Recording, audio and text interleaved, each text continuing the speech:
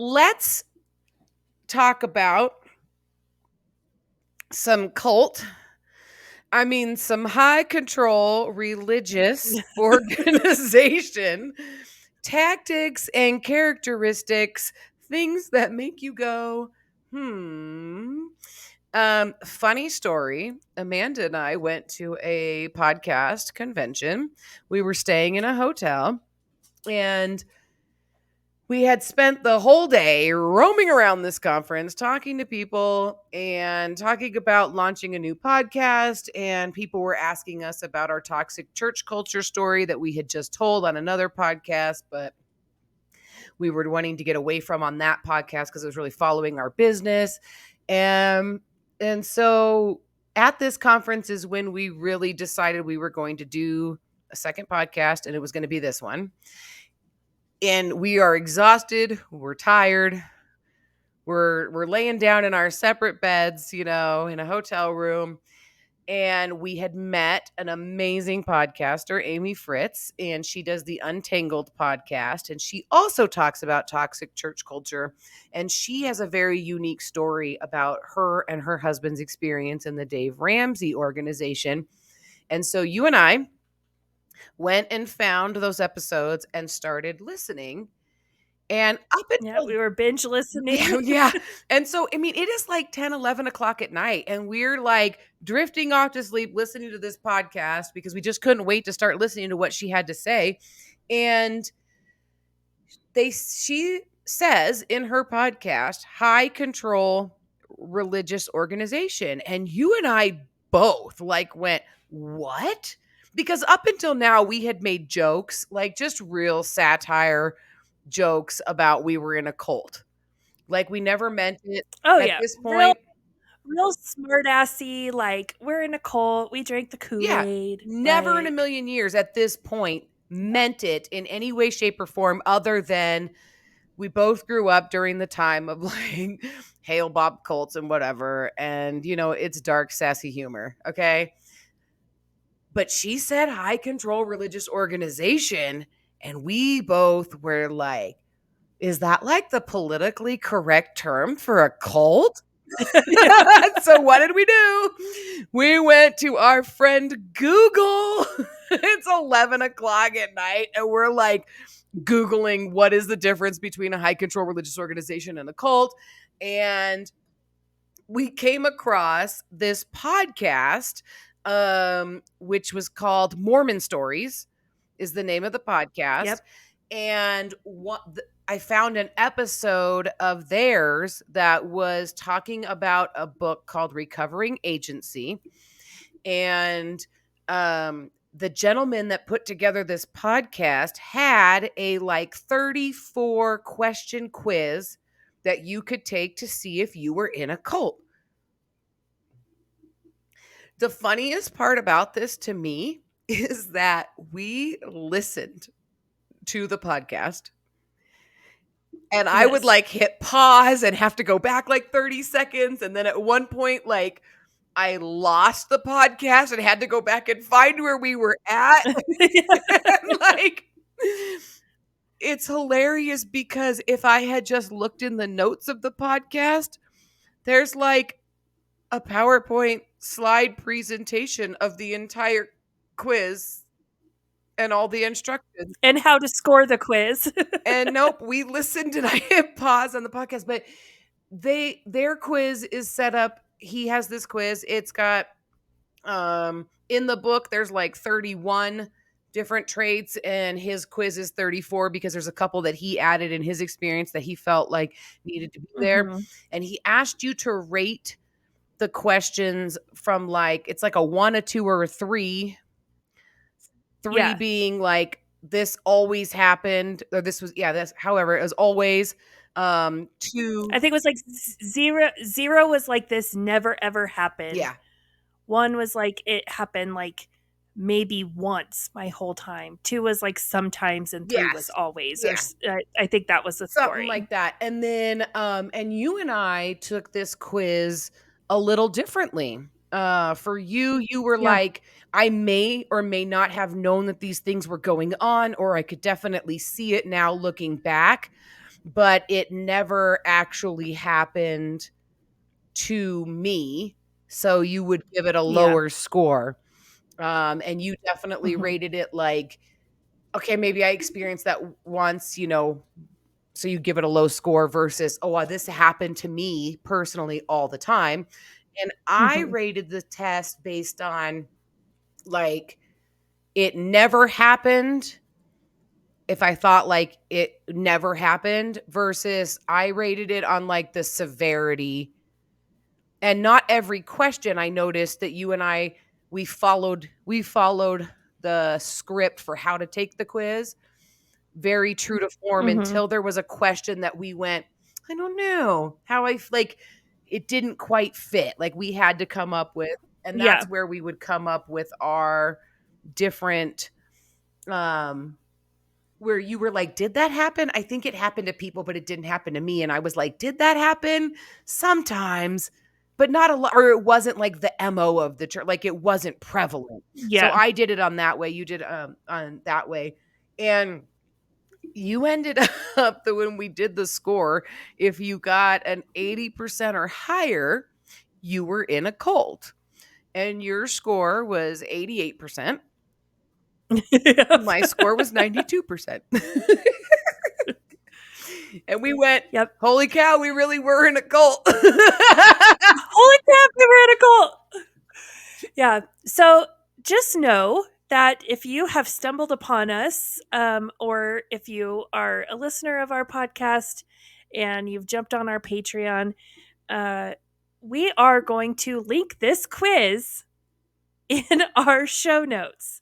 So you do not have to do what we did and pause us talking and take the quiz yourself. If you want to, we are not trying to say we came up with this. We give all the credit to Dr.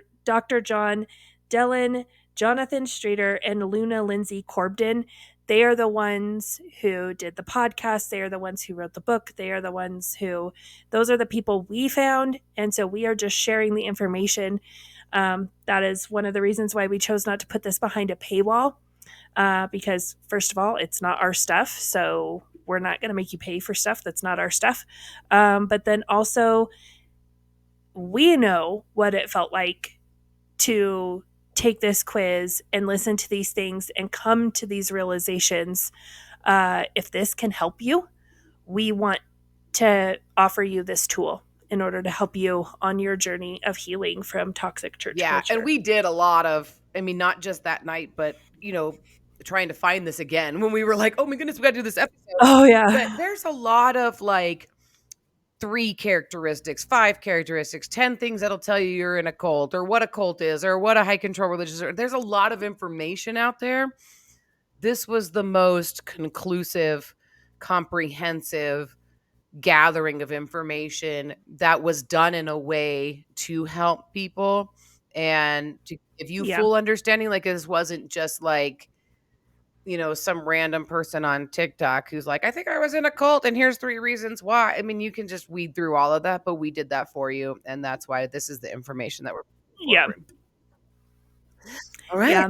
And we also, another disclaimer before we jump in, you could look at any organization, any relationship, any church, any A job, family. anything, Yeah. a family, and you could look at this and you could pick one thing and be like, oh my gosh, they do this all the time. Just because you have a couple of toxic traits does not mean it is a high control situation. Like Melissa said, there's a scoring level on this, but ultimately, I want to encourage everyone that if you are in a position where there are red flags, we call them red flags for a reason. So don't dismiss them just because there might be a couple. It might be something that you can start a conversation about. Or it might just be God's way of showing you that you are in a situation that you should not Yeah. be in. Number 1, we have deception. This is lies, omissions, and front activities to cover up the flaws or the unusual aspects of the group's doctrine, leadership, or history. This is It's number one for a reason. it's number one for a reason. But if you are if you've been someone who's listened to the podcast, I hope that you pick up on the deception Yeah, level that has happened. especially the front loading, the change in people's stories, the change in the history. And like the scariest part for me is like when you read this on paper in like, black and white or whatever, and you're just like, okay, I get front loading and I get like people cover up the history of their organization. They romanticize things. I mean, I think we do that naturally as human beings anyway. Even in our own history past, we always want to tell like the most romanticized version of it. But the fact that in the organization that you and I were in, members would be encouraged into changing their story. Like there was even you and I, like there's always the best version. And when we say on our podcast, like my mind is blown, it's because as we've timelined and as we've gone through these things, we've brought to light like the truth and your Mm-hmm. version and my version of how we've romanticized that or how we um lived through the adaptations of those stories over the years and how it's like wow, like Yeah. and you can't deny it when you see it blatantly in front of you and it hurts your brain a little. But the fact that not Mm-hmm. just the organization in our particular story, but members changed their life stories to fit the narrative of the church. Yeah. Well, I mean, we've already talked about just in our episodes how, when I wanted to speak about Justin's infidelity at a retreat, and I was told, well, don't say that. Like, just say, oh, I had some problems and then God made it better. That's Yeah. deception. And uh when it was, we all voted to vote in Pastor O'Reliable, and then down the road it was like, no, we never voted. Really? Because I remember voting. No, we never did that. Yeah. And they gaslight you into thinking you're Yeah. crazy, I must not but remember really they're that. just changing their Yeah. story. I must not remember that correctly. Like, and it's like, Yeah. it's crazy. That's a crazy one. That's a crazy. Yeah. Okay. My number two I've got is sacred science. Uh, make that big enough so I can read. These glasses are for show. I'm just All right. Sacred science, closed system of logic. The ideology and leader have the one and only truth. Members should only seek answers in group teachings. Doctrinal logic is airtight. The leaders are above criticism, and those who question or criticize are immoral. This is, I think as you were reading this one when we were taking the quiz, I was like, oh, yeah, because yeah. it just, as the definition goes on, you're like, oh, yep, that's come as you. Oh, that's come as you. Oh, that's come as you Oh, are. yeah. This is the first one that I started having an inclination that all religion is a cult. like like I didn't come out like there. I know which one it is when I went, "Oh my goodness, isn't then Christianity's a cult?" Like there's one coming up where Mhm. I'll be like, "Oh my gosh, this is the one where I was like," but this is the first one, and we're only on number 2. Like, when we were first taking Yeah. this quiz that I was like, "Well, wait a minute, doesn't this describe religion in general?" And the first part does. Like, we have this closed system of logic, this sacred science, like, every religion falls into this sacred science category, but it's as it goes on that it's like you can only have the one and only truth. Like, this is where I went, okay, well, Christianity says they are the only ones with the real truth. But then You get to members should only seek answers in the group's teaching. And you go, okay, that's not okay. And we say that we have the Bible. The Bible's the absolute truth. You can only get your answers in the Bible. And then you keep going on where it becomes that the leaders in the doctrine are above criticism and reproach. And if you don't agree with what the organization teaches, then you are immoral. And that's where the problem comes in.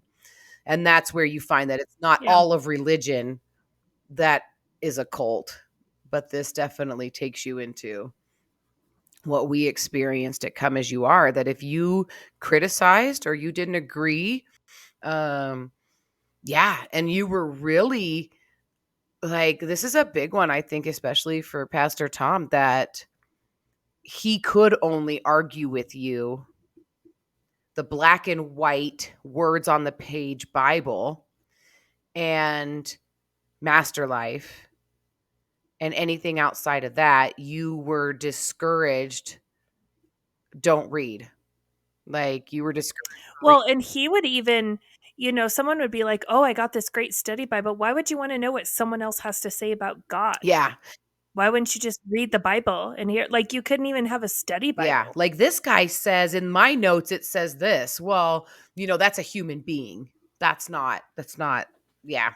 Yeah. The sacred science. It's not the sacred science. That's somebody's notes on the sacred science. Yeah. Yeah. But every Sunday we sat and heard sermons that were basically Tom's notes on the sacred Huh. science. Funny thing. It's a funny thing about that. Number 3, mystic manipulation. Forces exist which are more powerful than the self. The group strives to fulfill a higher purpose. If you just stopped right there, that's normal belief system in most Mhm. religions, right? The ends justify the means. Events and experiences are orchestrated, manipulated, or even reframed to appear supernatural or to prove that the leader is the chosen one and that the doctrine is true. That's where it gets scary. Oh my goodness. What? Whew. Go ahead. It's like there's so many Well, things. it's it it's so wild to me to sit and think about the things that because it was manipulation. It was emotional manipulation. Like we've talked about, it's this idea of like worship and creating worship experiences for people is emotional manipulation. But I don't know how many times I would go to an event, go listen to a sermon, especially women's retreat, because we take you out of your normal environment. You stay at a retreat center, all of this stuff. And so you have these things, and we turn everything into, well, I'm so filled with the Spirit and it's so God. And we would come down and we would even say, like, I'm on a Jesus high. And it was that this event was orchestrated in order to appear like something supernatural was happening. And I'm not discounting that God didn't work in people's lives up there, because I personally experienced that. But when you have this big giant emotional response and then you take yourself out of that situation and you put yourself back into normal life, it Right. switches. To me, then what you experienced wasn't real. But yet we put the stamp on it, like, oh well, your faith isn't strong enough. You experience God and then your faith isn't strong enough to hold on to it when you're faced Right. with the Well, and world, then it's used to convince you that the place that you're involved with, the organization is chosen and everything that they teach is true. See, when you were with us, it was like this, but Yep. when you went somewhere else, and that's just not the case. Like, that's the part that's like that's Yeah. the scariest, is that we orchestrate these events with these psychological manipulations to keep you attached to or as a part of our family, or like, Yep. Yeah, Yep. like, and especially and I think this is a good place to bring up, there's nothing wrong with participating in these organizations, and there's nothing wrong with, like, going on retreats, and there's nothing wrong with creating an atmosphere and an environment for these things to happen, but let's be honest about it instead of being so manipulative with it. Yeah. That's where I'm at with that, like, just be Yeah. honest. Ooh, it's our favorite one. Do you have love bombing as your It's our number 4? love Love bombing. We love bombing so much. We named one of our Patreon giving levels love bombing. Yeah, love bomb me, please. Now I'm begging for it. Oh my goodness. Okay, love bombing, friendliness, flattery, praise, and affection are used to entice participation and attendance for potential recruits and to retain members who may be showing less enthusiasm or are thinking of leaving. This one, oh my gosh, like, because of my willfulness participation in thinking that this was okay. This is one of them the first time, like when I read it, when I in this context of this quiz, and I was like, this is disgusting. Like, Yeah. as a professional manager in the professional world for, 30 something years and going to like different trainings and different things, and in the business world, you're I mean, goodness gracious, half of your self help books are like how to win friends and influence people, So we've curated a whole genre of love bombing techniques.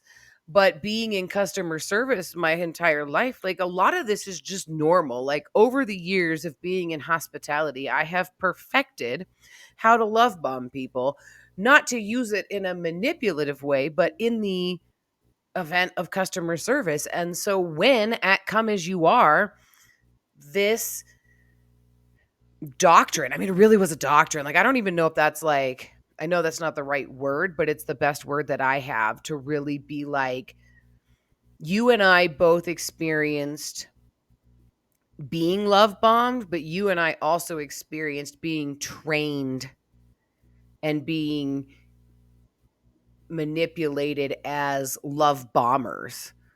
Yeah. Like we were equipped and trained to seek people out, to be friendly to people, to praise them and use flattery and affection to entice them to participate in events, to attend the church, and to stay if they were pissed off.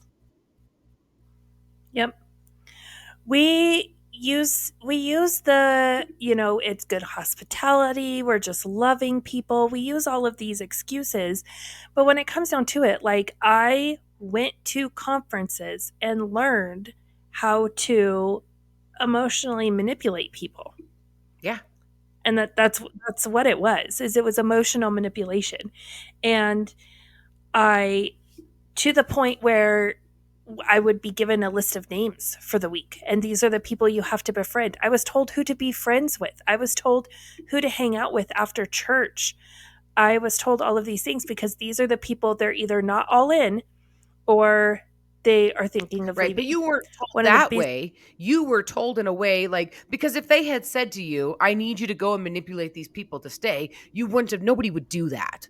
Just like nobody joins no, a cult. Nobody says, "Hey, come join my cult," and then they do. Like there's a disguise wrapped around it that makes you think it's a good idea, that makes you participate in these things. And you were doing your part as a Christian to go and come alongside of people in their life, and it's like this person really you'd be a perfect fit to come alongside this person. Whatever the narrative was at the time, it was convincing and presented in a truth box that made it desirable to go do. Like, you really thought you Yeah, were. because I was I thought I was I cool. was being love bombed. I was being love bombed in order to love bomb others. Right. But one of the biggest examples of, there we did an event, and I don't even remember what event it was, but Brandy and I worked our butts off to make something happen, and this lady didn't show up for what she said she was going to show up for, and kind of, dropped the ball in some things. And because Brandy and I were firmly in, we didn't need love bombed or anything. We didn't get a thank you. We didn't get nothing. But yet this woman, because she clearly wasn't all in, at church the next Sunday, she gets flowers and this giant heartfelt thank you card from Charlotte. Just, we're so grateful to have you, help with this event. The woman didn't do anything. Yeah. Why does she get flowers? Like, and that like frustrated the crap out of me. And like, that was the first thing that came to mind when we were in that hotel room and you read this. I was like, oh my gosh. Yeah. Yeah. Charlotte was love Yeah. bombing her. And using it as a manipulation tool, not just for that lady, like, I'm going to show you this level of appreciation so you want to do more, but also against you guys of like, Oh, oh, you did yeah. all that? It wasn't good enough. Maybe if you worked harder, It wasn't enough. yeah, you'd get flowers too. Yep. Yeah. Yep. Yep. All right. Number 5 is demand for purity, which is also known as perpetual inadequacy. Lofty moral goals are set. At first, the goal seems achievable, but the standards for achievement grow, ever more impossible to meet, and keeps the follower feeling perpetually inadequate. Yep. The proverbial carrot. Oh, this was my entire time at Come As You Mine Are. too. I would think that I was doing something so good, and oh, I got it. I finally got it. And then nope, you still suck. Yeah. It's,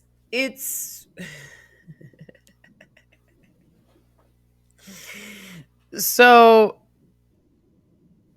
when I was in the military, which I mean, my daughter asked me the other day, is the military a cult? And I was like, the military is a high control organization. I don't know that I could classify it as a cult, but I mean, by all definitions, it is. But like when I was in basic training, like nothing I did for one of my drill sergeants was ever good enough. Like he absolutely refused to say I did anything like good. I would get even a Mhm. perfect score on like my marksmanship and stuff, and he's like, you could have done better." Because I might have gotten like the top score, but it doesn't mean that I had a bullseye. Like, that every round went through the target in the exact same, like, there's not one hole on that target. You could have done better, right? And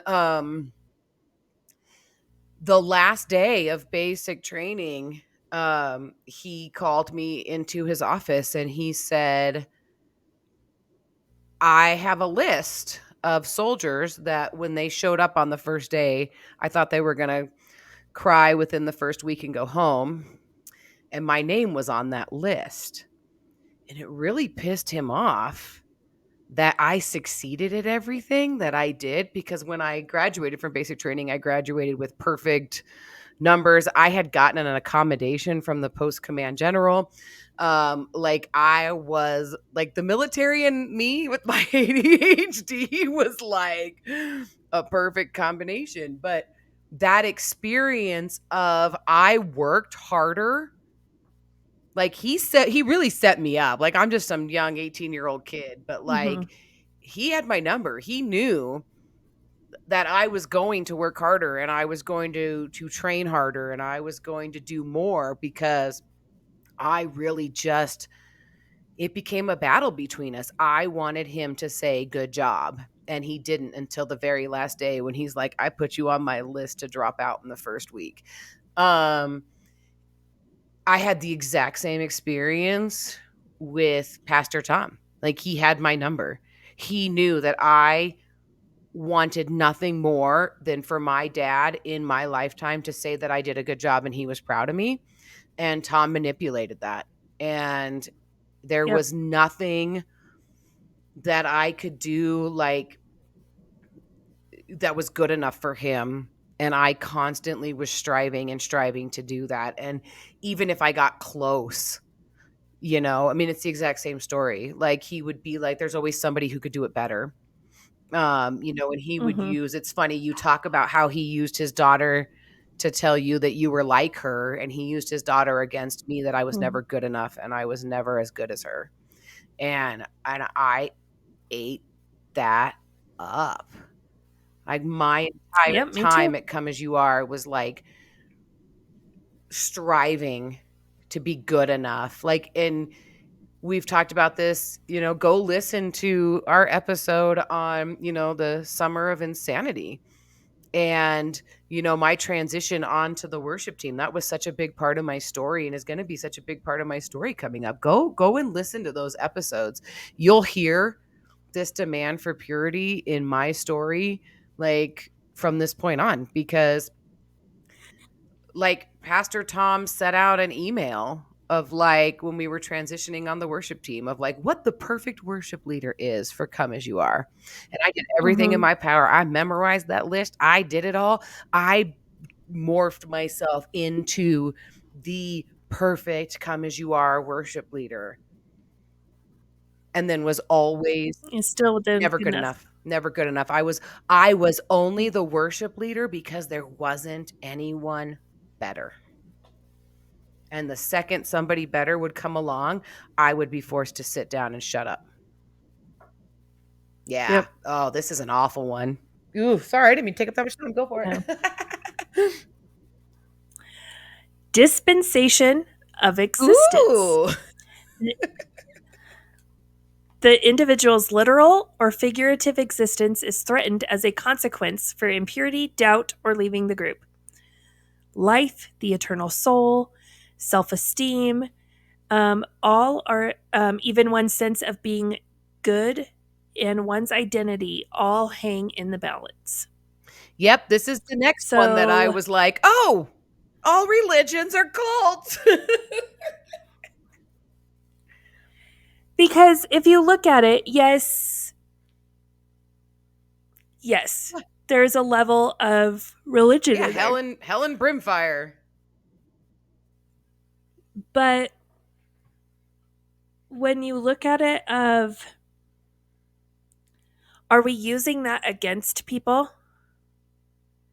And I feel like, there's some parts of Christianity that are definitely like, repent now, and like you said, the fire and brimstone, you're going to burn in hell, and all of that kind of stuff. I feel like the way this was used at Come As You Are was more, if you Yeah. left. You watched what happened to people when they left. And so that's what, when I decided I was not all in anymore, that's what kept me there. As long as it was just a few months, but this right here is what kept me there those last few Yeah. months. Instead of just when I decided I was not all in, just walking out Yeah. right And there. this one too, I think this is the cornerstone for why Christians are known as hypocritical, because they have to act a certain way, because if they don't, Mhm. Yeah. then their very existence is threatened. Like, and especially now when you take that a step further, and you can't lead a ministry. What do you mean you can't lead that ministry? Well, in real life, Monday through Friday, you're a sinner. Then on Sunday, you have to look like the perfect Sunday school teacher. That's really like, and then like who can be on the worship team? Are you good enough? Are you qualified to be a leader? And you're constantly putting on Mhm. this show of your faith and your good behavior. And you and I both know there were people that looked like they were perfect, and we know what they were doing Yep. in their homes, on Saturday night. Yep. Yeah, so this one is like, oh, yeah. Yeah, craziness. Like, even to the point, like, there was a church that I went to, it wasn't Come As You Are, and I'll never forget when the drummer got saved, because, everybody on the worship team, you gotta be saved to lead worship, right? And then one day the drummer's like, "I just realized that I have never had a real relationship, and I just accepted Jesus as my Lord and Savior." That rocked the boat a little bit. But that's where this dispensation of existence comes in. This guy is a very talented singer and drummer, and he's on the worship team, so he's walking the walk, talking the talk, but in his real existence, you have that fear of, like, if I, Yep. you know, show who I really am. Yeah. I Yep. can't be a drummer. My identity hangs in the balance. Go ahead. Ooh, milieu. Is that how you pronounce that? Milieu Yeah, I think so. control. Yeah. Number 7, information and environment are tightly controlled. Gossip, questioning, and criticism is tightly regulated and is access and is access to out. And as is Oh, access. thank you. My dyslexia is like not existent either. Okay. And criticism is tightly regulated, as is access to outside information, especially that which might raise doubts or be critical of the group. Oh boy, we've talked about this one. um, This became more apparent to me. I think if I would have taken this quiz before I started being on staff at Come As You yeah, Are, I would have rated this a whole lot lower. But being behind closed doors and seeing just how tightly information was controlled, yeah.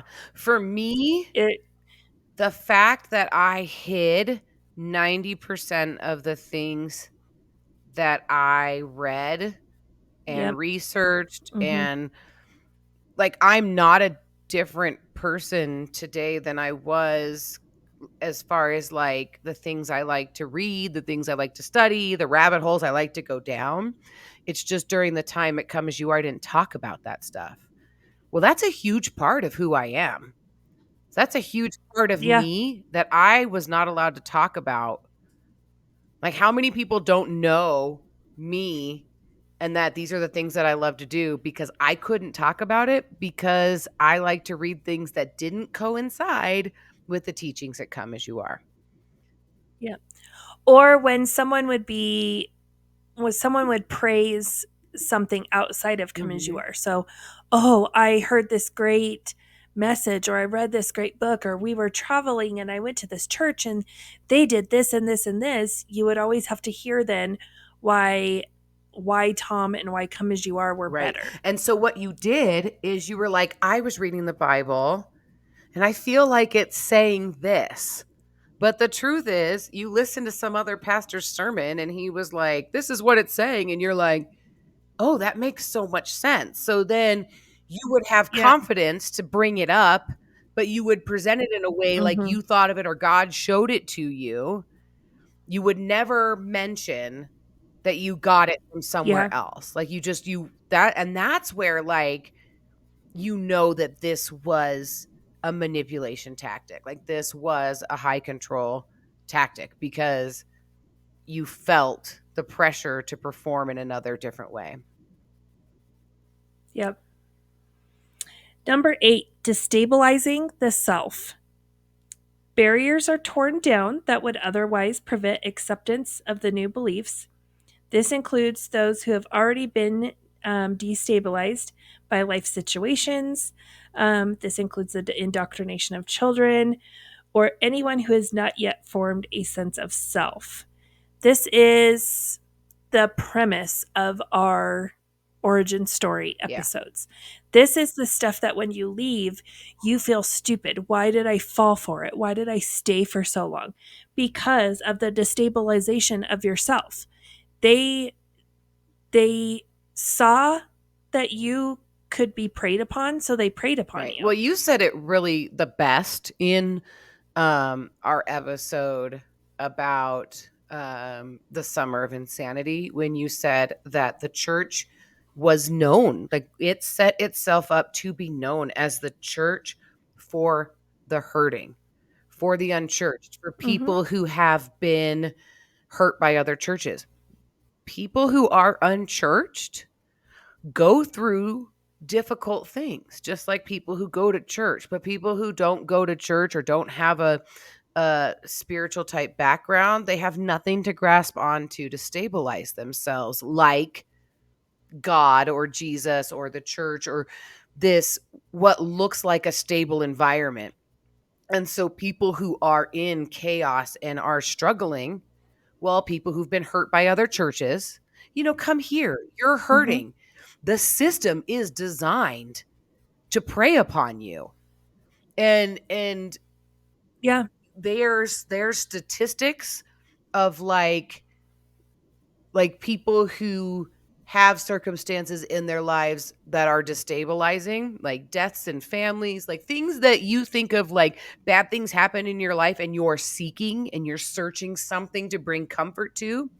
High control organizations, like there's crazy statistics about like how you end up in cults is because you are in a destabilizing place in your life. That's when people Yeah. make these choices, because nobody sets out to join a cult. It's not like they're like, we're a No, cult, come I was join us. No, it's a system set up for stability when you're in an unstable place.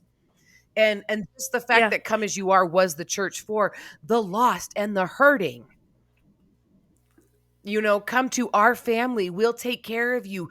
You and I both were, I was really in a place, you know, of like, I was the perfect target in the place that I was at when I walked through those doors to be manipulated by this Yeah. organization. Well, I was talking to a friend and they were like, "Are you aware of do you know Come As You Are Church? Do you know anything about it?" And I was like, that's the church. Like that's the church we left. This person knows like I had a bad church experience. They know about the podcast, but they didn't even know well, like so this idea that like, I mean like we've changed names or whatever. This person didn't even know the name of the church that I had left and they're like a close friend of mine. And I was like, why? And they're like, well, my friend started going there. And I said, what bad thing happened in her life? And they're like, her husband of, I think like 40 years or something passed away. And I was like, oh, yep. She probably was welcomed with open arms. Yeah. And, because it's to the point where like this person is they're preying upon people and they're drawing people in because there's people who are seeking answers, they're seeking hope, they're seeking help. But when you don't have the actual credentials and you don't have the qualifications to really truly help Yeah. someone, you're just winging it and putting God's name on it. People are getting hurt, and that's the sign of a Right. cult. Yeah. And we're gonna help you. We have all the answers. You're a part of our family now. And yeah, and then, and that's the oh, you hit the nail on the head with that one. Like, you build a building and you put the name Jesus on it and you title people with the title of pastor, and they have absolutely no training in what you're struggling with. Exactly. You have women who are in like abusive relationships, meeting with people who are pastors who are like, I can help you in your marriage. I can help you. Let's sit down and talk. They have no counseling training to deal with abusive marriages and are giving advice. And that advice is hurting people far more than the situation they're currently in, and they're no better off for meeting with somebody. And you know what? And people think that they have qualifications because it says pastor. Yep. that Yeah. that's beyond me now. Like, I didn't know that when I was like, this is a new thought for me. That's a problem. Yeah.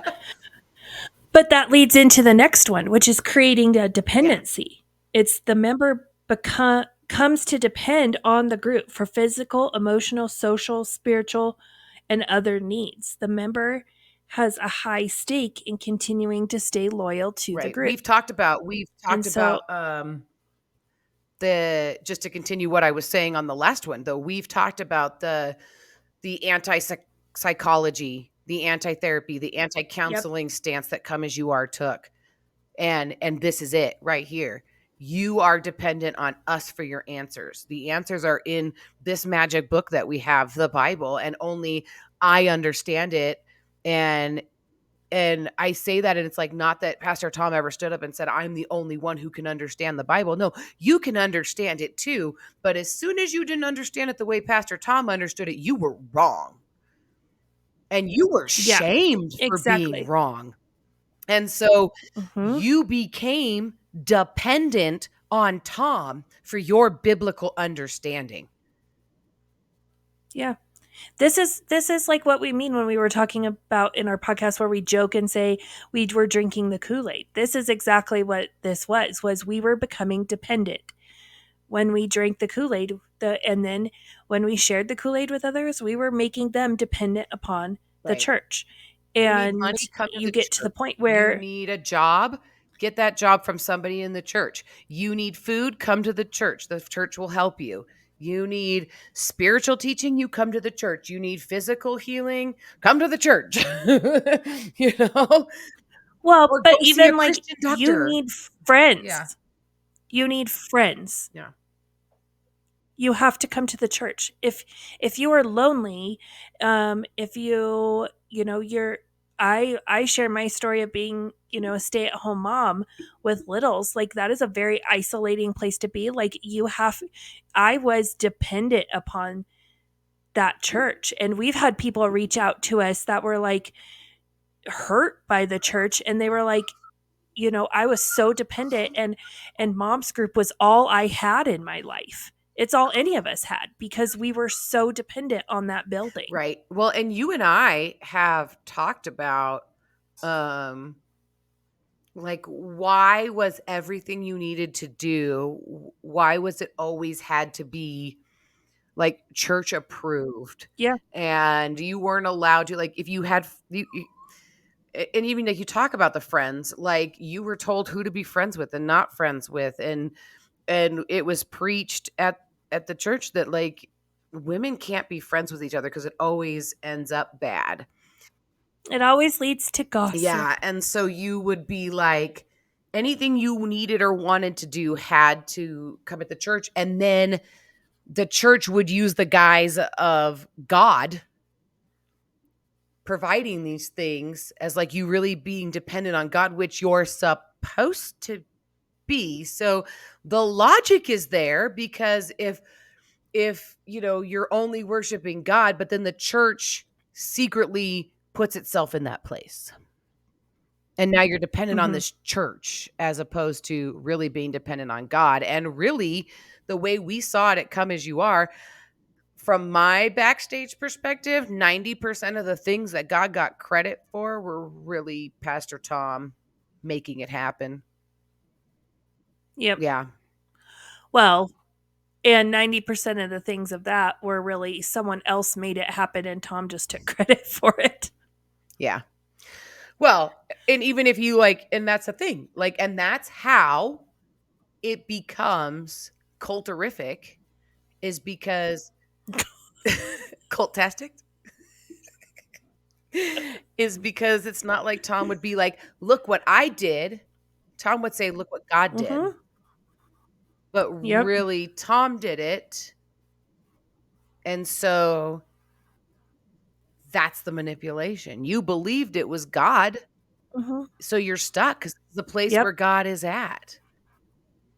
And even Yeah. Tom's story, he would, when I need to be close to God, I come and sit in my office. And I never thought about how manipulative that even just that statement was.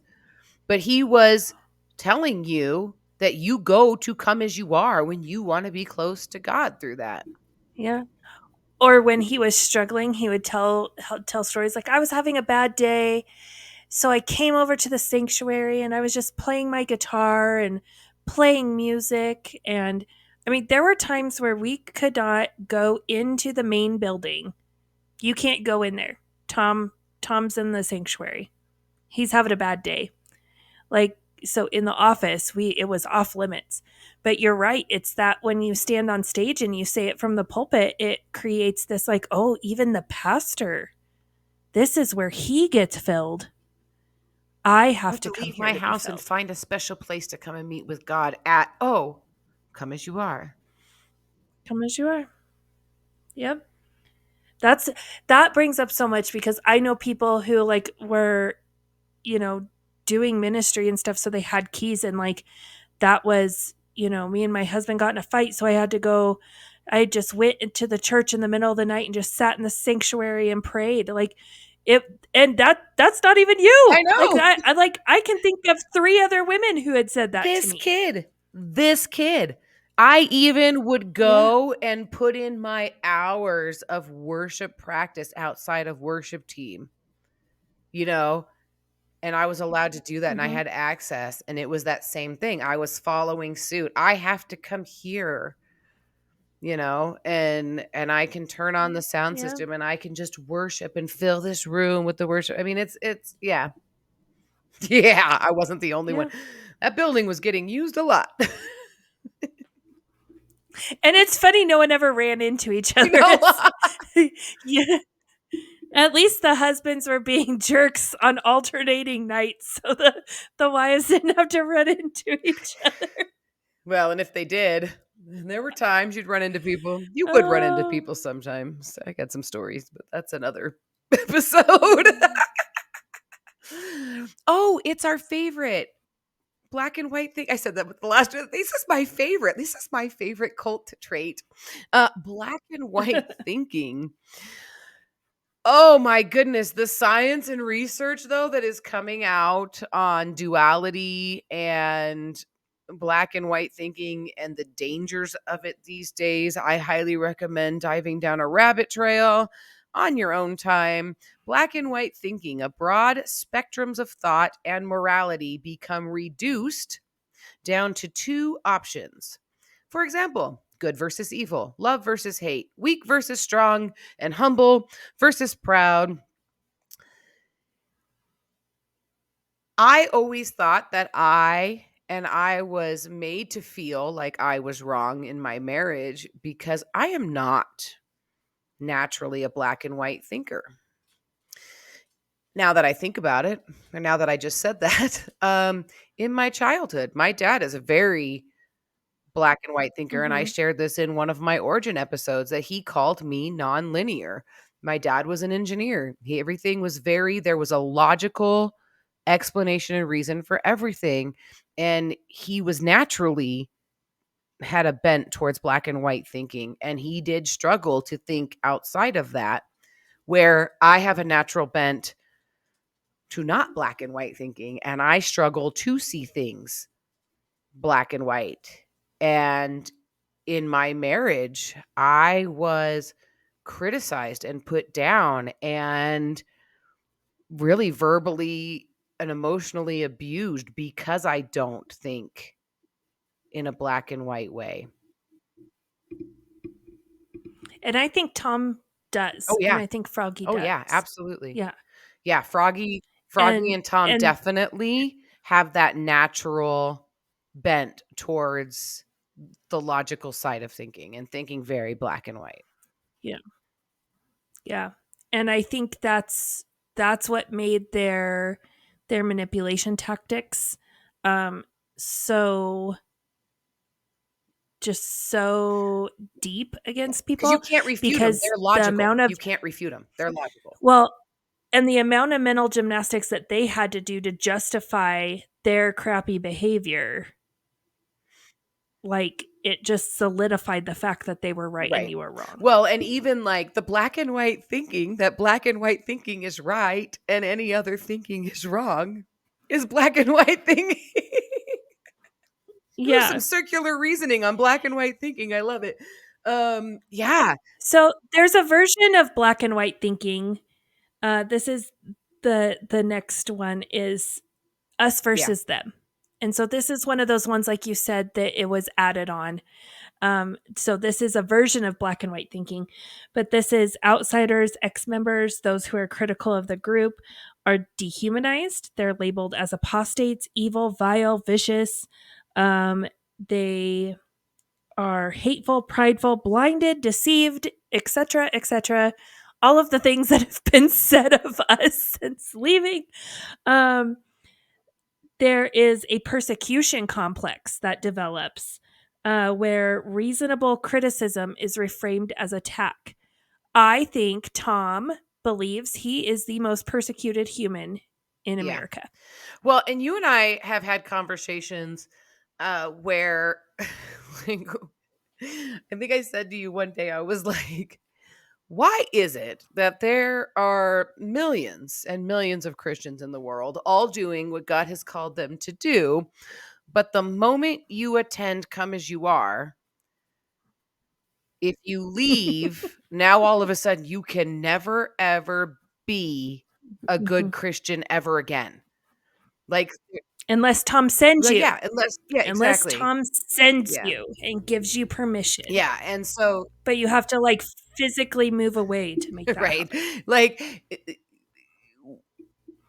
this us and them, like, um we're really diving in currently as we get into chapter 2 on the podcast of like, this is where these traits, this is why we're putting this episode where we are, is because like these traits are going to become fully evident as we go forward of like, we've talked about VBSs, we've talked about different things. Like Come As You Are had to have its way because it is the leader in Christianity and spirituality. And, we're going to write our own VBS curriculum because those other companies that, have all of these people and resources to Resources and research and training. training and to write curriculums, we, us at Come As You Are, can do better than them.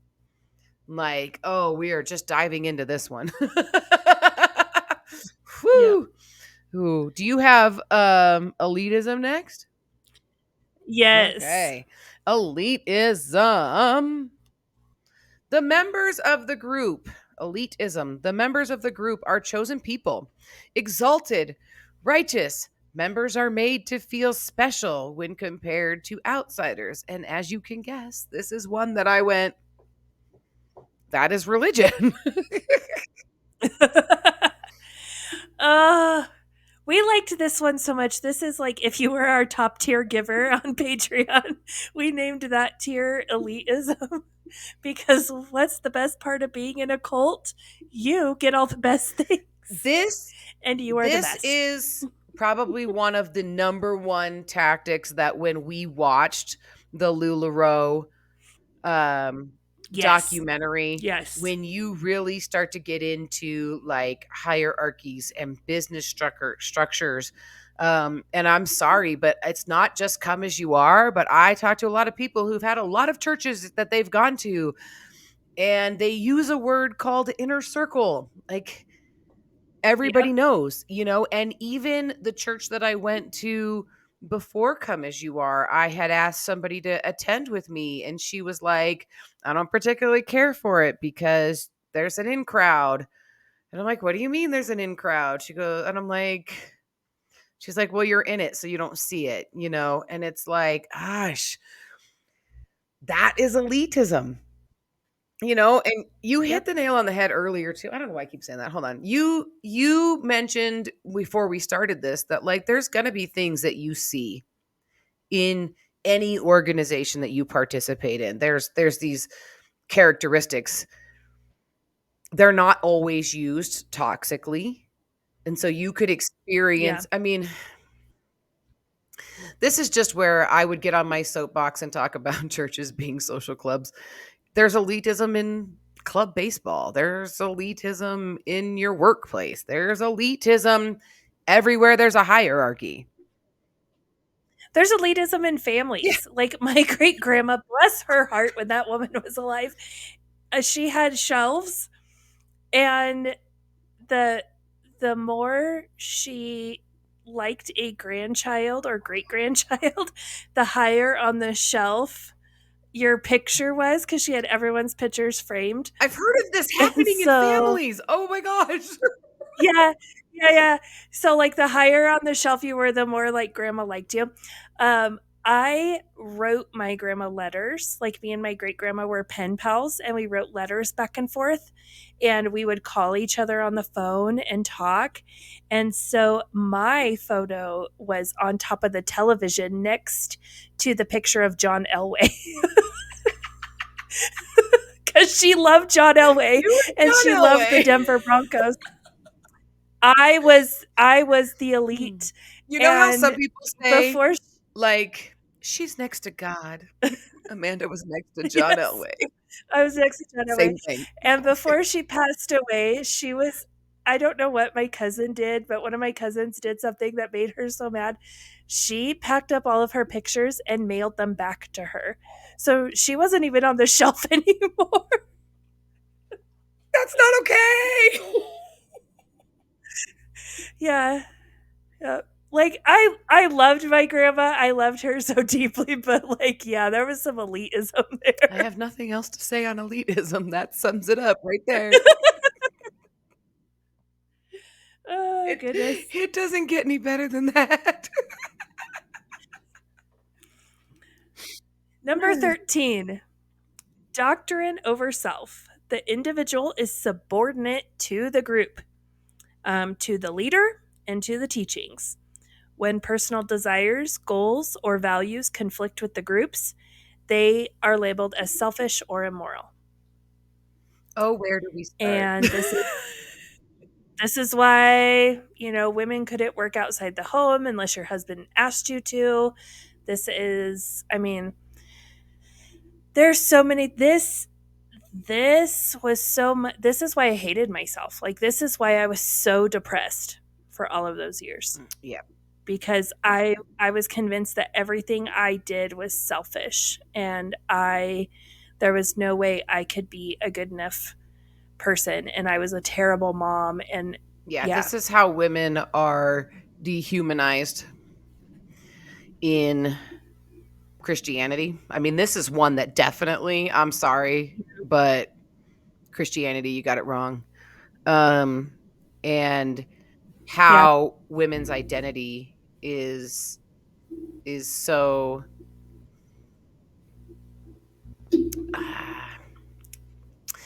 gosh, just looking at the title, like doctrine over self.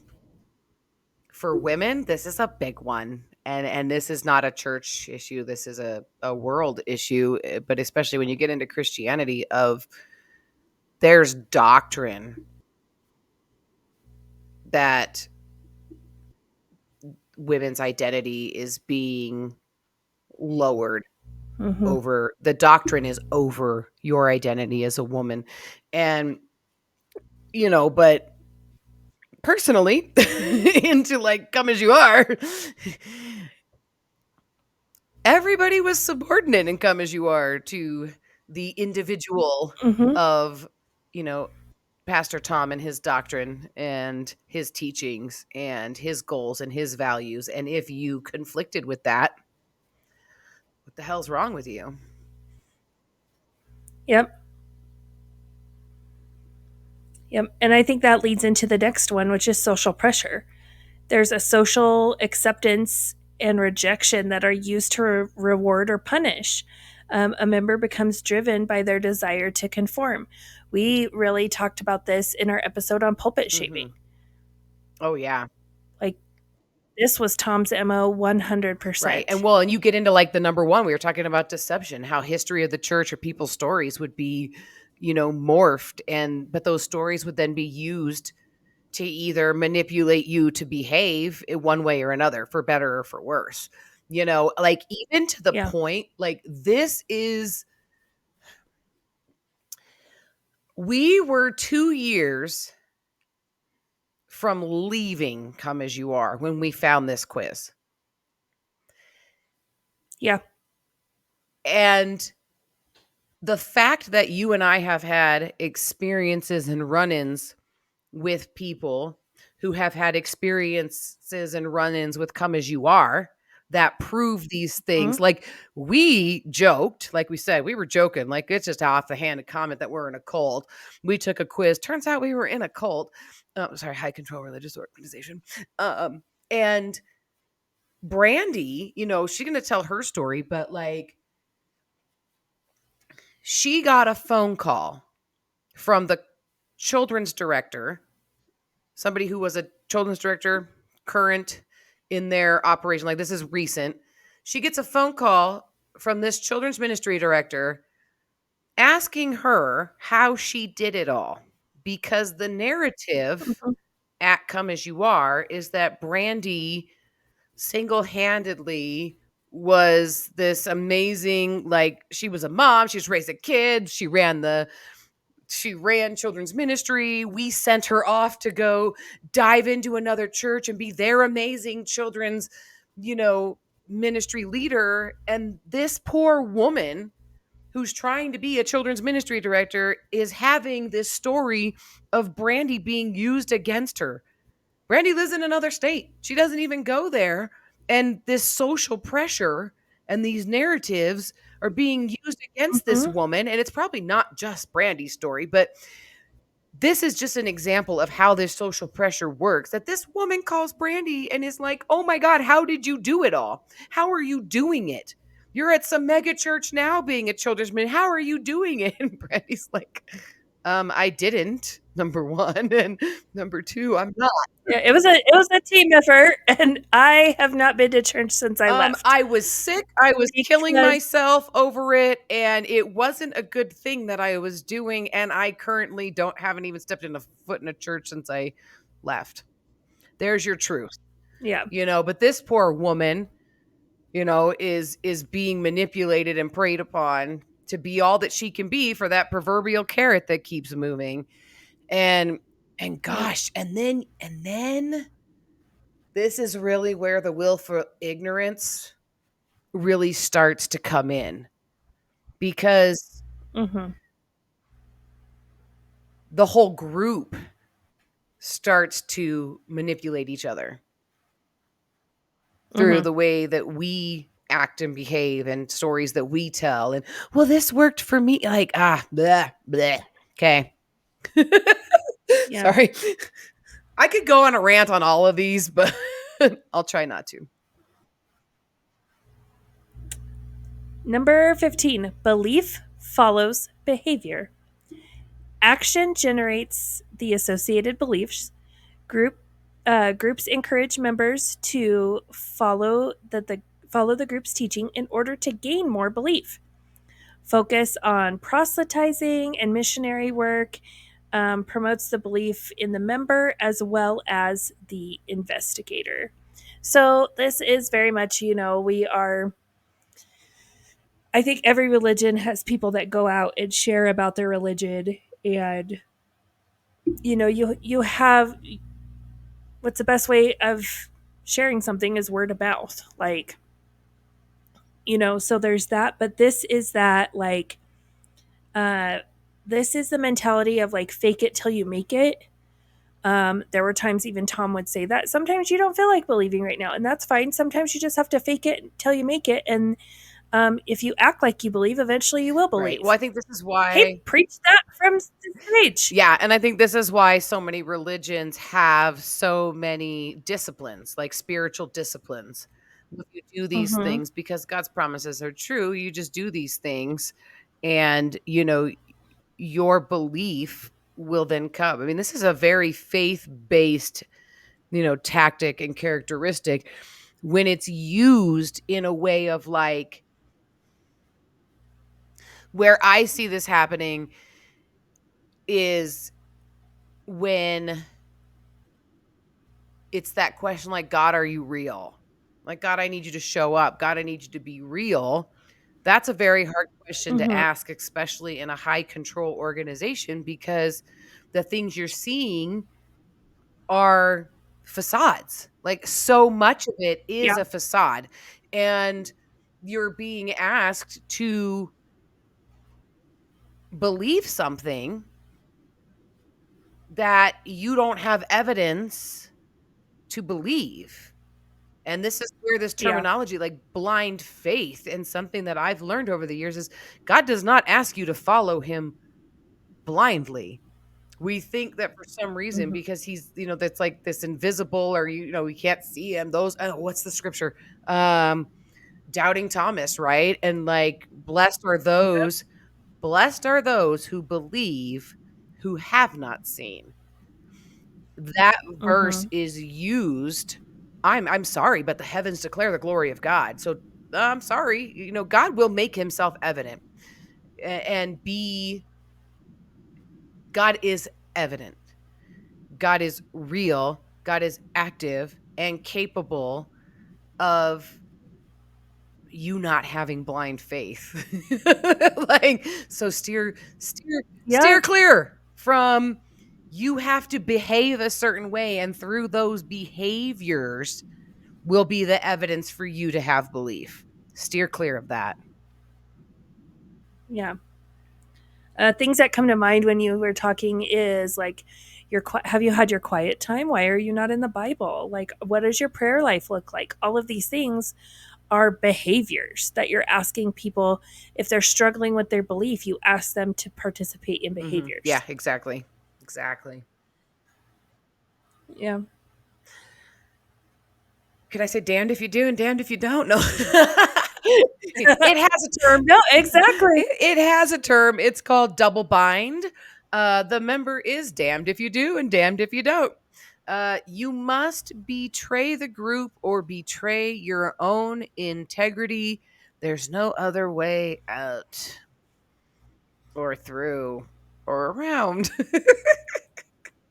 Yep. I I I've had to go and apologize to people because when we get to the point in our journey, New Year's Eve of 2020, like New Year's Eve 19 or 2019 into 2020, this I lived this out, and I either had to betray uh, people who I called my friends, or I had to betray Tom and the church.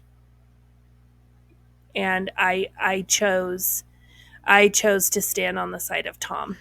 Yeah. And that is one of my biggest regrets. And I think that, like, so much, we don't even realize that this is what has going on anytime that you are put in a position to choose, the group over people, and none of that is being loving. Like, I think you No. definitely get to a point where we've all said, man, this situation sucks. I'm like, damned if I do and damned if I don't. Okay.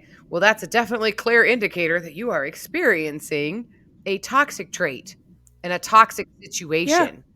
And if that's an indicator, but there's so many situations that I think of that I didn't even realize I was in this situation, like, to that level, like, because I didn't even question it. Like, I didn't even question it.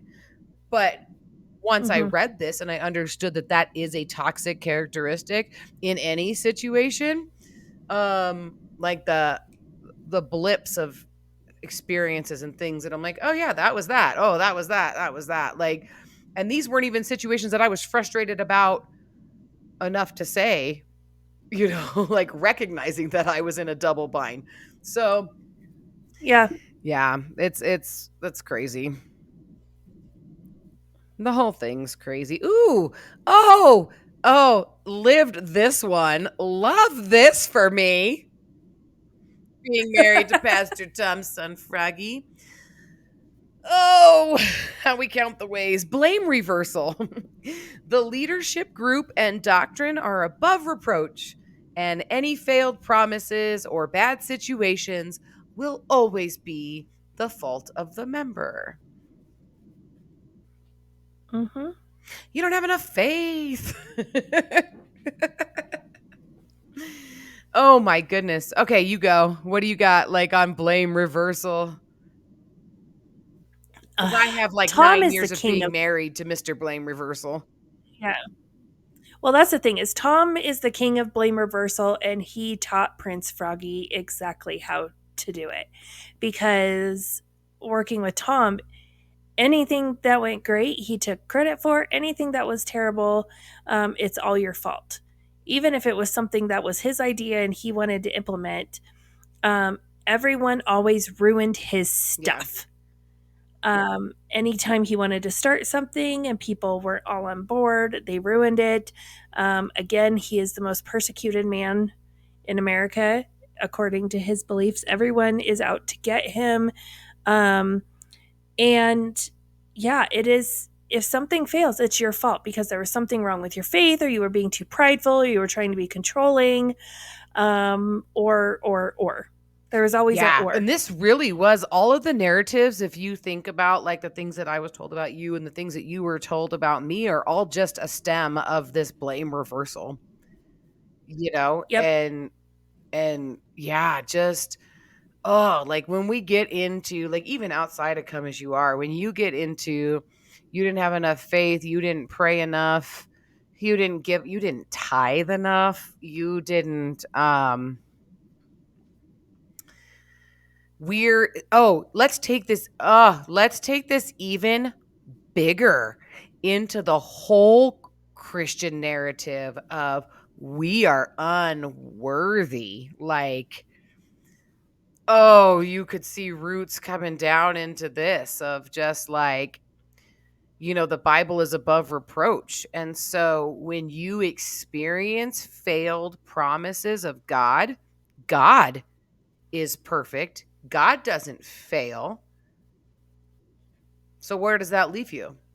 It must have been you. Yeah. Oh, worthless human being. Must have been you. That's I'm gonna make a face and a noise. That's all I got. There's no words for that. Just Number 18, emotion over intellect. Emotion is emphasized as the perfect decision making tool. The value of using reason is downplayed. Doctrines are frequently taught in an emotional context, such as stories told through tearful or gentle tones.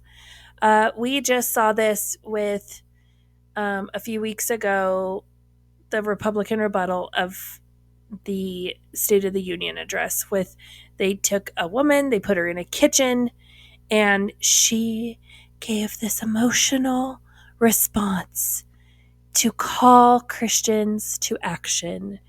We see this the beginning of this one, I kind of was like, I don't know when like I was scoring this when we were taking the quiz because that emotion is emphasized as the perfect decision making tool. Tom hated yeah, emotions. Like Tom only had one emotion and that was yeah. annoyed. Well, and that's what's so funny is that like this is one yeah, when I talked about how we scored differently, like this is definitely one that stands out that you and I both agree on the surface, and it's a very deep surface for this one. Mhm. This was not our experience at Come As You Are at all Yeah. because Tom was so logical. Everything, I mean, he would say in his sermons, use your reason, use your logic. This stuff makes sense. Like, that was his MO. He is not an emotional person other than his Italian passion, I mean, anger issue. And, you know, so he does use an emotion to manipulate. But what I find is most interesting about this is actually, let me go back. Hold on. So, even to the point at Come As You Are that on the surface, this seems like it wasn't something. We went through an era on the worship team where our worship was all of this emotional, drawn out, like this is one where I would say in a lot of church environments, this emotion over this is I think there's a lot of people out there who are like, oh yeah, this is a big deal. Like you talked Yeah. about Dare to Share, you go to concerts, you go to things and you are brought to an emotional response. I think about the Rock the Range, the Franklin Graham concert I Mhm. talked about going to. And I made a comment about, like, I don't know, when you have these huge altar calls, how much of this stuff is just emotionally induced and not somebody really, which is why they had people there to explain the decision you just made, because they know, we all know Mhm. that these big giant concerts and even our like retreat, you're brought to this emotional place. Um these It's a very easy manipulation tool. What I find interesting when you come into the Come As You Are story is that for having a leader who was so intellect over emotion when he preached and how he lived his life, the moment that he needed to manipulate everybody to his side, he put on and orchestrated a huge emotional pleading on his knees in the middle of church service display to manipulate everybody to his side.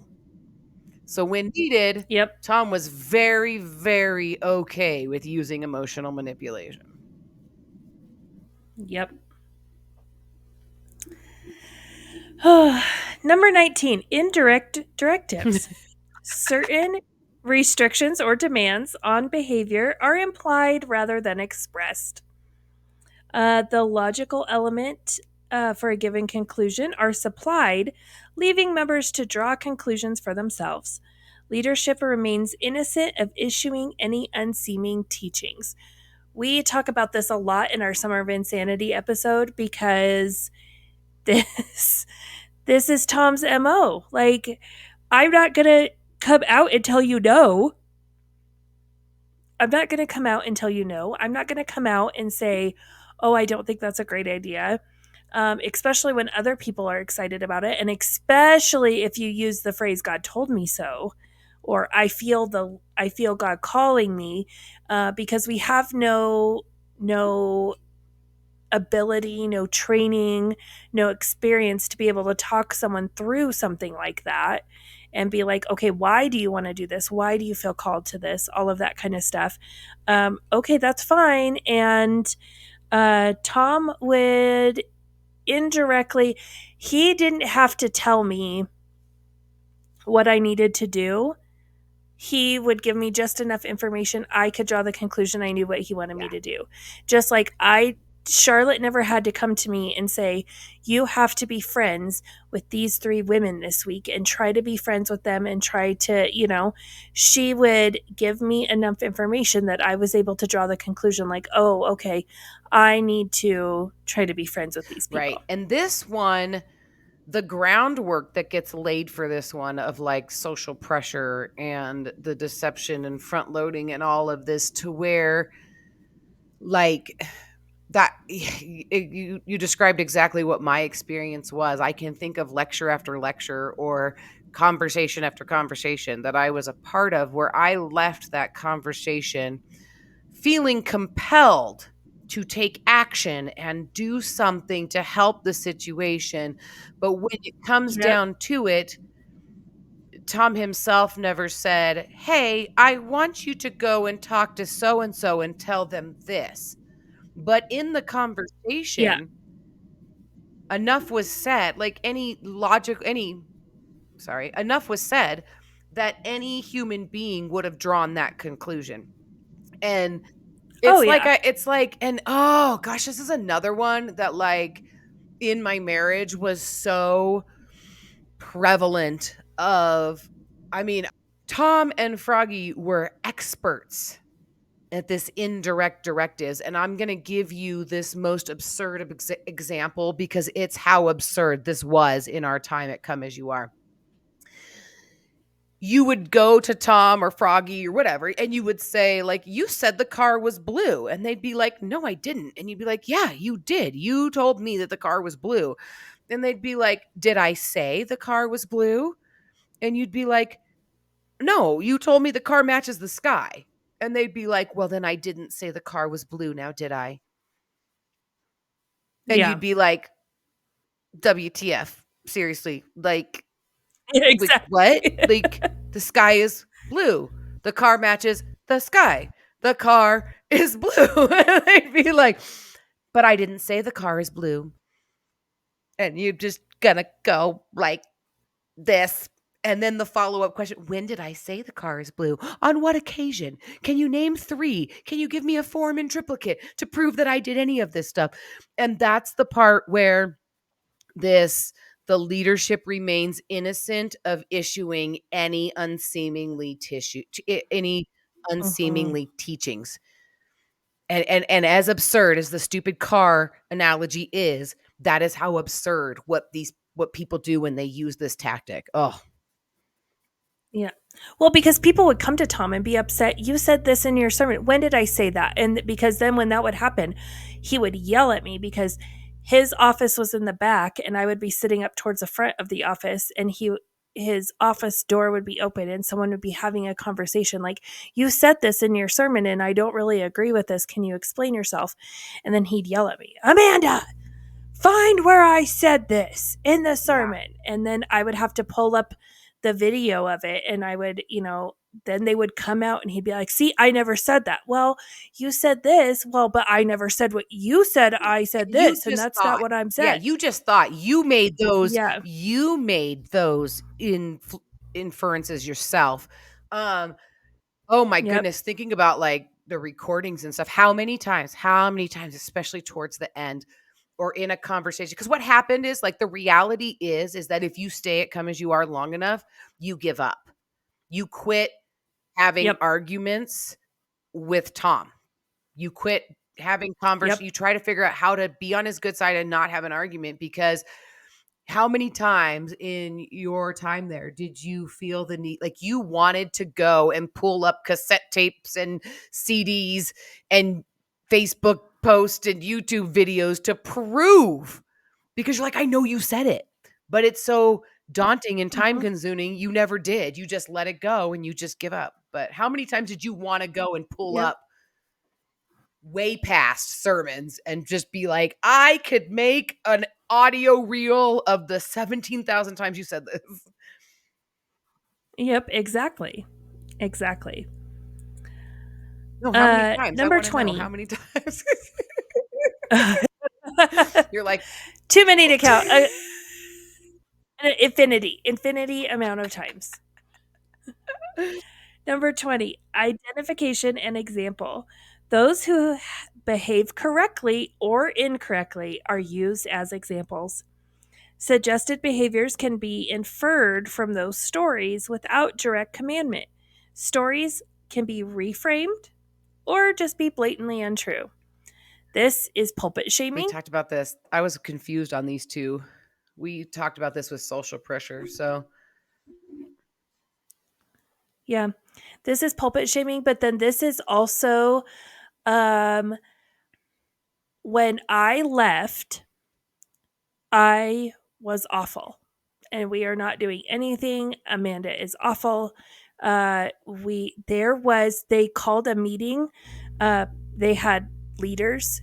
Anyone who is leading a ministry was called in and told, I do not want to hear we're doing it the way Amanda did it because we are not doing what Amanda did yeah. anymore. She is controlling. She is all of these things.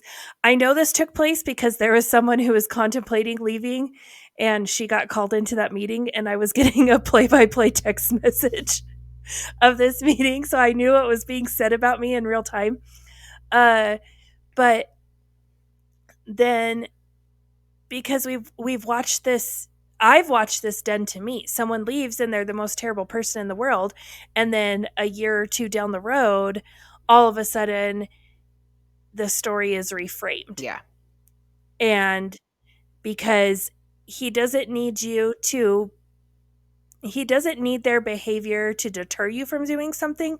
Now he needs their behavior to get you to do something. So now he's going to reframe their narrative and he's going to tell you that they were awesome and they were amazing and he loves them very much. And, you know, and so I can only assume that when the mood fits him and when the situation fits him, we were amazing people at the church, and he wishes that other people would have faith like them, because there was one person who was like, "Oh, well, you only left because you went to go play at another church." Yeah, that's the funniest No, part, how your story was reframed. When I'm not mad at you yeah, no, anymore, I and now there is an actual church plant going on and you are participating in it now, that's why you left. yeah, but that church plant that I participated in was like 2 years after leaving Come As You Yeah. Are. And it wasn't even a thing when I left No. Come As You Are. Right. No, that's So, the thing. It's like yeah. it wasn't even a thing when you left, but now it's the reason that you left, but it wasn't even happening. Well, it's so funny because I Yeah. think I mixed this one up with social pressure, where I feel like social pressure is more of how like current members have been conditioned to act a certain way so that new members know how to socially act. Like that's where we had like that definitely happened. And then this one is more of like when I was telling the Mhm. story about like Brandy and and when I was telling the story of Brandy and the lady, the church ministry director that called. That was definitely Yeah. more this topic. Ooh, totalist Um, reframing.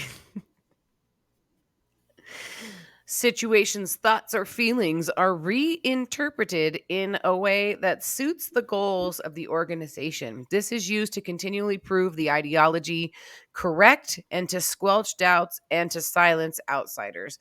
And something that you may have noticed is a lot of these like flow in and they sound very similar.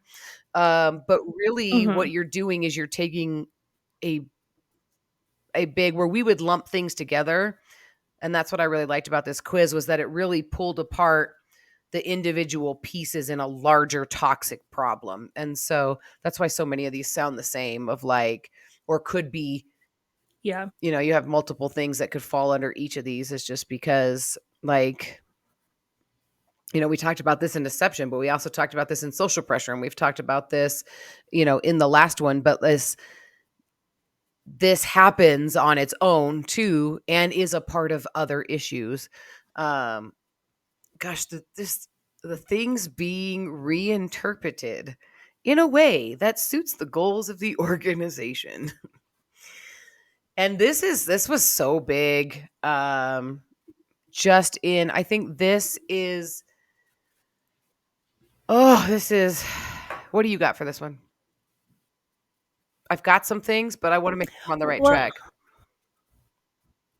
I think of like we were in a phase where our youth group was really growing, and so we were at a point where we needed to be in the school, so we were sponsors of like high school athletics at the local high school, and we had youth leaders like going in and having lunch with like the youth kids, and there was a schedule. So if a youth kid had a concert or I went to debate competitions. I went to handbell choir concerts. I went to like all of these things because we wanted to support the kids. And so there was definitely this drive like we should be in the schools, we should be supporting kids because that's what the narrative at the time at the church demanded because we had a ton of families with teenagers.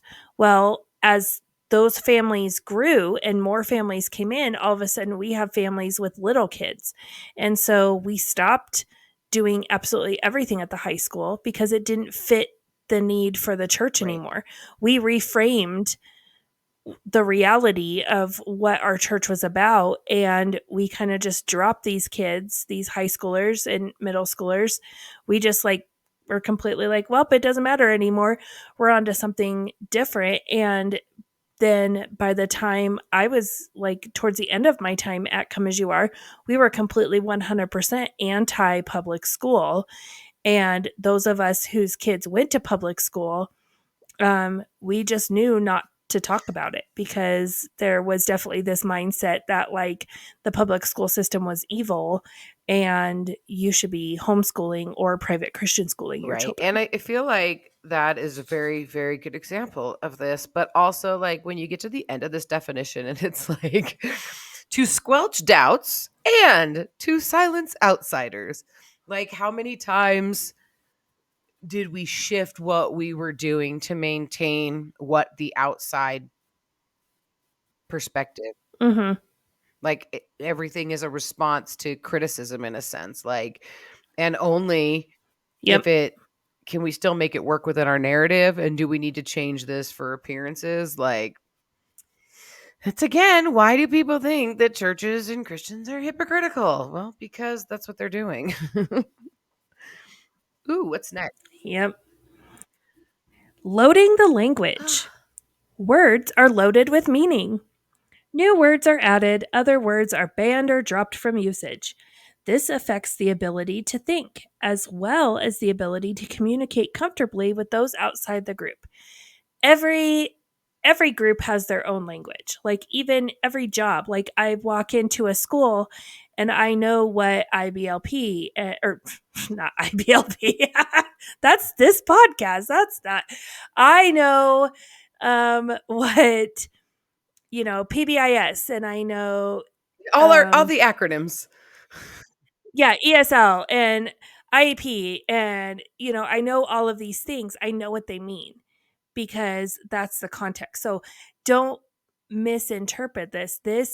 We are using this, it's this form of elitism where you don't know what this means? Well, here, let's teach you so that we can bring you in so that you can you understand. And everything is so loaded that it has such a deep meaning that in most circumstances, if I walk into a school and I say IEP, that doesn't have this deep spiritual meaning that you have to have this deep understanding to fully comprehend.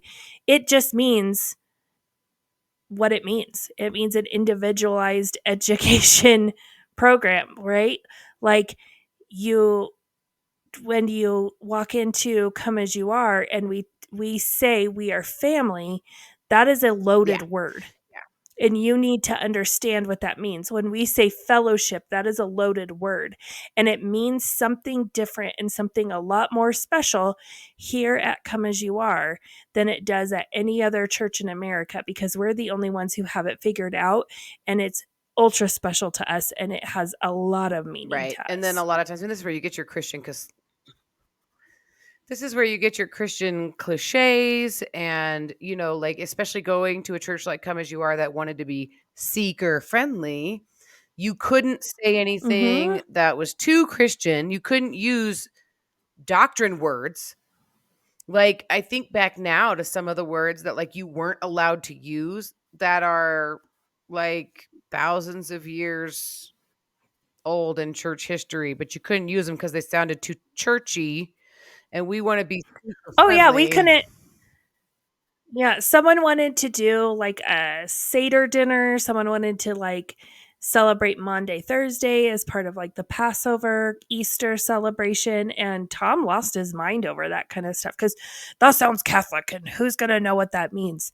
Well, so we couldn't use those words. So we had to use words like potluck dinner Right. because everybody knows what a potluck dinner Yeah. is. Well, and I think about the fact that, like, on one hand, when you're new coming in, and then, as in any organization, just that you would be like, you're new coming in, you learn really quickly what the acronyms are, what the words mean, how we use things. And that's even in your job and everything like that.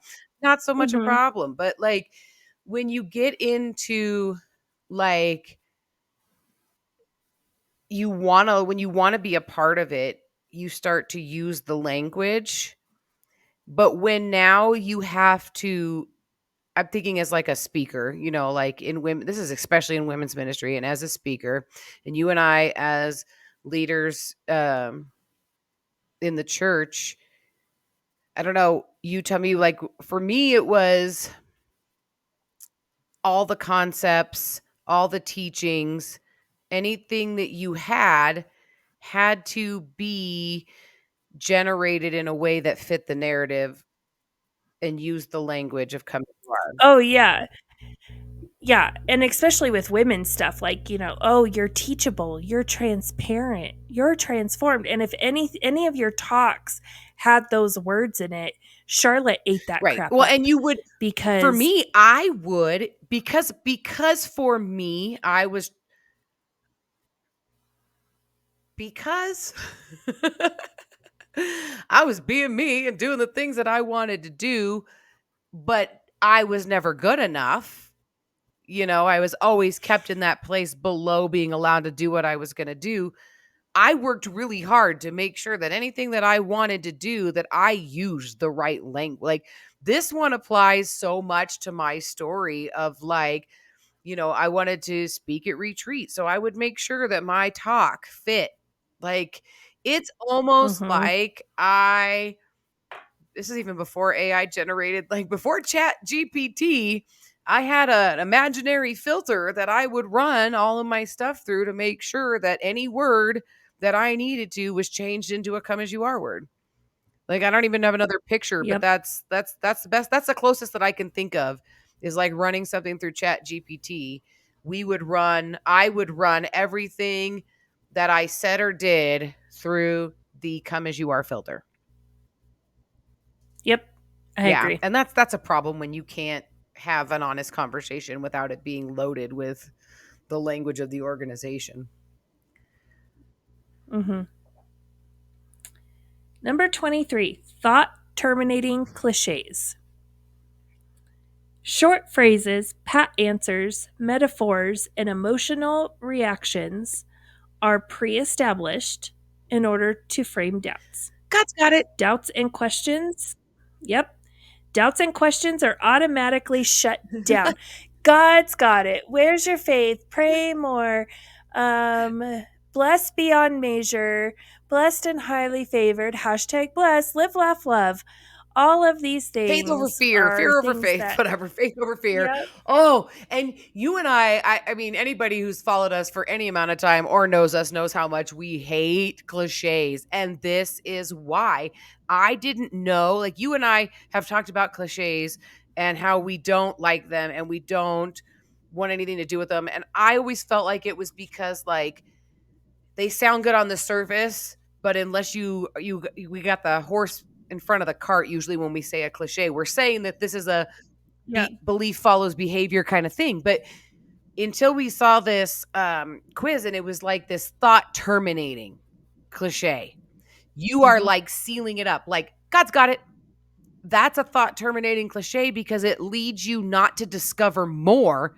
It forces you to stop and be like, yeah, God's got it. Like, you're done. That's Hmm. it. We just done. That's not okay. It's not Yep. okay. Yeah. And we use it, like you said, to shut people down. And when you really do, are you're really truly asking for help, then people have this idea of, like, when you say God's got it, like, oh, okay, but really in all reality we're covering up the fact that we don't know what the hell we're talking about, and we have no training, we have no equipping to be able to actually help you, and so we're just going to give you this nice little pretty answer Yeah. because that's And all we these got. thought terminating cliches are, one, what kept me in an abusive marriage, but not only just kept me in that not were only a factor keeping me in that abusive marriage, but also are why I should have put a smile on my face and never talked about it. Because, well, God's got it. Well, I'm just going to sit Hmm. around in this crappy situation until God's got it. Like, but I have to figure out, God's got it. Yeah. I want to live that out, but it's not Yeah, happening. God's got it. Oh, that's really sad for you. Well, God hates divorce, so There's another one. Yep. Yeah. Oh, public commitment. This is the one. I know I say this on so many of them. I was like, all of religion and Christianity is a cult. This is the one that I was like, no, really, like, enough of these have been that I was like, that's it. I'm convinced. We're on 24. I'm convinced. It took me a while to go to church after this, to go back to church after this again. I had like started going to a church and then we took this quiz and I was like, nope, never again. Public commitment. Commitments are expressed out loud. Public statements reinforced belief and dec dedication to the group. so this is one of those that you could look at and be like, well, isn't that like the premise of Yeah. baptism? Like, I mean, and every, a lot of religions, and even like, um, like you said, the military. Like, I mean, if you're a doctor, you take an oath to do no harm. Like, there's public commitments that you take, in relationship, like your marriage. Like, there's there's nothing wrong with making a public commitment. The issue comes into play when this is pushed and pushed and pushed and pushed. And so you haven't been baptized. Why haven't you been baptized? Oh, you were baptized before. Oh, but it was at another church. That didn't count. You really don't understand what baptism is until Tom explains what baptism is. And so you're going to have to do that again. We don't say it in those words. We say, "Oh, well, when you were baptized, did you know XYZ? Oh no, I didn't know that. Oh, okay. So maybe you need to recommit yourself. Maybe you need to be baptized again." We do all of that crap, and all it is we want a public commitment from someone because it pushes the agenda. When Tom can stand on stage every January and say we had 80 baptisms, we had all of these salvations, I don't know how many times it would be like, "Oh my gosh, we had 52 salvations at VBS. That's great." Um my friend's kid accepted Christ. He's accepted Christ every year at VBS.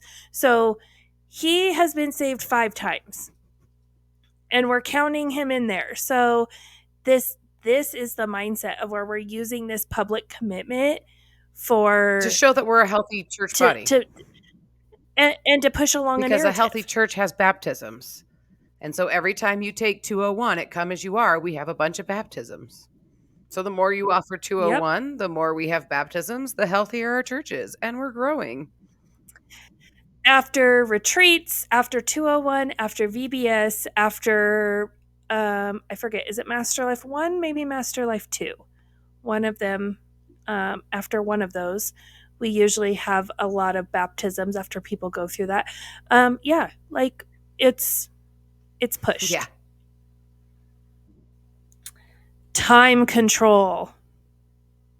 This was my life. This was my whole life at Come As You Well, Are. The member has little time or energy to question beliefs, to associate with outsiders, or to examine life too closely. Time spent on group related activities is strongly encouraged or enforced, and usually fills every spare moment. yeah, like a badge of honor. I go to the church every time the doors Yep. are open. It's a badge of honor. Like, Hmm. Well, and then it got to the point where, why aren't you coming? What's wrong with you? Why won't you be there? What's going on? Um, like, there was something that was going. I think it was like a salt training or something, and it was my grandmother's birthday, and I was like, I can't go. We're gonna go, you know, up to Wyoming and go to my grandma's birthday. And it was like, well, why would you do that? It's this training. You like, why would you miss this train? Because it's my grandma's birthday. right. Yeah. And then like the social pressure, and that's what you're talking about, the social pressure that would be used, Yeah. in this of like, yeah, you want to manipulate people to go, and why aren't you going? And it's like the peer pressure and that, and then like just you felt like you needed to, it's the fear of missing out, and being involved in everything. And Oh, I just thought of another one. When I decided I was done going to women's retreats because I was tired of listening to women cry and complain about their problems and all of that stuff. Like, it got too girly and it turned too much into like an adult VBS situation for me. Like, I don't want to drive up to the mountains and listen to women cry and then do crafts and paint my nails. That does not sound fun to me. I And don't want to so, do that. My um, favorite thing to do. Everything you and described is so, why I went to women's retreat. I'm like, but that's the best okay, part. well, Just don't make me wash somebody's feet. But that's the best part. so I decided I didn't want to go to retreats anymore. I was signed up. Like, I didn't sign myself up. I was signed up. and I didn't know, and my name would be put on the list, and I'm like, "I'm not Oh going." my I would tell people I'm not goodness. Yeah. going, and then the financial lady would call me and be like, "You haven't paid yet." "Yeah, because I'm not going." "Oh, why aren't you?" "You have to go. You need to go. We need you there. We're gonna Yeah, they'd be like, miss "But you you." signed up." "No, I didn't." No, someone put my name on the list and hoping that I would feel guilty and just Yeah. go. Yeah. It's so No. crazy. But the whole, I mean, in our Summer of Insanity episode, we talk about how we had to do, the summer park event, then VBS, then a guitar camp, all back to back to back, same volunteers, same planners, all of this stuff. You're expected to just operate at this high level, and you're at church every time, every Sunday, every Thursday, every everything. You are there. And like you said, it's FOMO. You don't want to miss out, but in reality, they're just it you're learning the same Yeah. stuff. It's the same message over and over and You're over just again consuming your time. that you've heard. Yeah, we're just consuming your time. Associative states.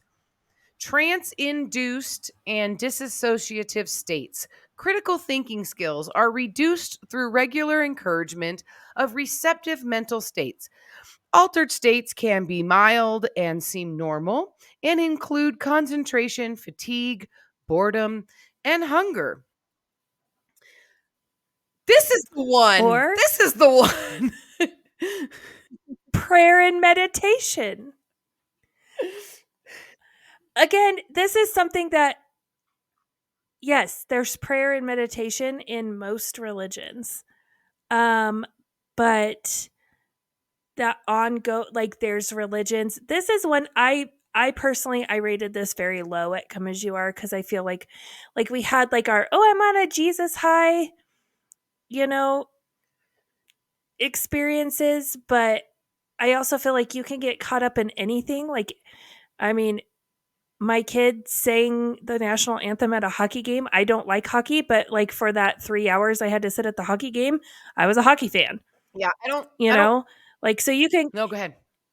you could get caught up in Yeah, things, I don't think that but this one was a tactic of Come As You Are, because I think this one goes, like, hand in hand with, the emotion over intellect.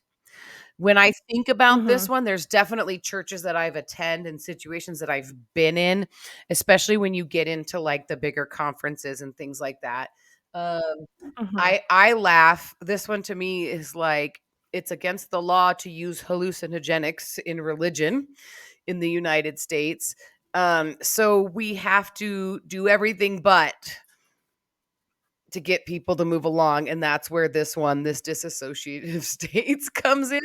This is Yeah, how we're so inducing these things without the use of hypnotic or type of drugs or anything like that. yeah. So, I mean, there are religious groups, there's Christian groups that use, Yeah. fasting, or, isolation. One thing I think of is, like, that big group that uses, like, sweat lodges to, like, in their prayer and meditation Oh, time, and fasting on top of that, and then like people were passing out and dying, and it was a oh, whole, like, 2020 or Dateline or something did a thing on it. But that's what I think of when I think of this. It wasn't personally an experience we had, but there's cults and stuff out there that use these right. And tactics. I've been to um things where this has definitely been used. It's just I didn't experience this. I don't think this fit the narrative of Come As You Are. Yeah. I feel like the next one was more Come As You Are, which is Euphoria induction. The euphoria of a group's participation in fulfilling members' ideals motivates good behavior and reduces doubts while providing validity to the group. This is what I think of when I'm like, yes, we all had to go up to retreat together. We all had to experience women's retreat. We all had to cry and sing the songs and all the things, and then we were exhausted, and we come down the mountain. But it was this euphoric induction of like we had done these. It's the same feeling you got after a really good worship Yeah. set, Well, and know. that's what I was gonna say. Like, So I feel like these last two are definitely, even on a mild level, you see it in worship. at churches, and it's funny because I think when we first took this quiz, I felt like we did this more than I do now at Come As You Are, and it's only because I've now witnessed this to a whole nother level at other as I've been going to Yeah. other churches. Like, I think at the time I thought Come As You Are was definitely into this of like the worship and stuff. And like I think all churches participate this on some level, in worship, especially. I mean, I think that's the easy one to pick on. But oh my goodness, I've been to other things now where I'm like, yep, nope, just kidding. They weren't that bad.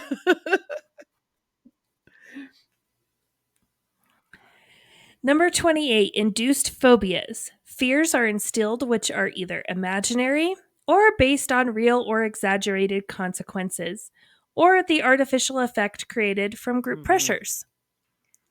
This is where my children, will constantly remember when he wouldn't let us watch SpongeBob because he was evil? Like, remember when we couldn't do this or you wouldn't let us do this? And you were like, I was so scared that I was going to ruin my children and bring evil upon Me them. too. Like, It was a phobia oh my induced. goodness, me too. Like my daughter, who's now 22, when she was discovering, like her independence in listening to music, and I was like, you can listen to something on Broadway, Jesus music, or oldies, right? And she comes in Hmm. listening to Green Day. And I was like, you can't listen to that. That is not on Broadway. That is not Jesus music. And that is not on the oldies. She goes, I have the oldies station on. And that was the moment I realized that I meant my oldies, not But we are your old. oldies. I listened to that in high school. That is not on the oldies station. So, but no, it's like that induced phobia of what you let your kids listen to. And I mean, there's a lot of truth. There's a lot of truth to a lot of this stuff. That's why these things are so easily manipulated. But um, Mhm. gosh, we could have a list of fears that and exaggerated consequences. Like that's the artificial effects. Oh goodness gracious, used in high control religious organizations to keep you there and keep Yep. you doing what you're supposed to be doing. And these, we've talked about these a lot. And I think this is the first time I'm really realizing how much that these actually connect to each other. Like how one feeds into the other one, which feeds into the other one, which feeds into the other one. Hmm. And you have this cycle of toxicity and control. And it's almost like a domino effect of control. If I just control these couple little things and then the dominoes go, they have control over you in so many things. Um, at Come As You Are for me, besides the everything you do has to be Christian, how that's preached and propagated so that if you're going to go out as friends, you can only go out with other women from the church, and you can only do church sanctioned events, Yep. and you can only do church sanctioned Bible studies, and you can only do church sanctioned this and that. It's because there's a fear that you might be indoctrinated by somebody else's garbage.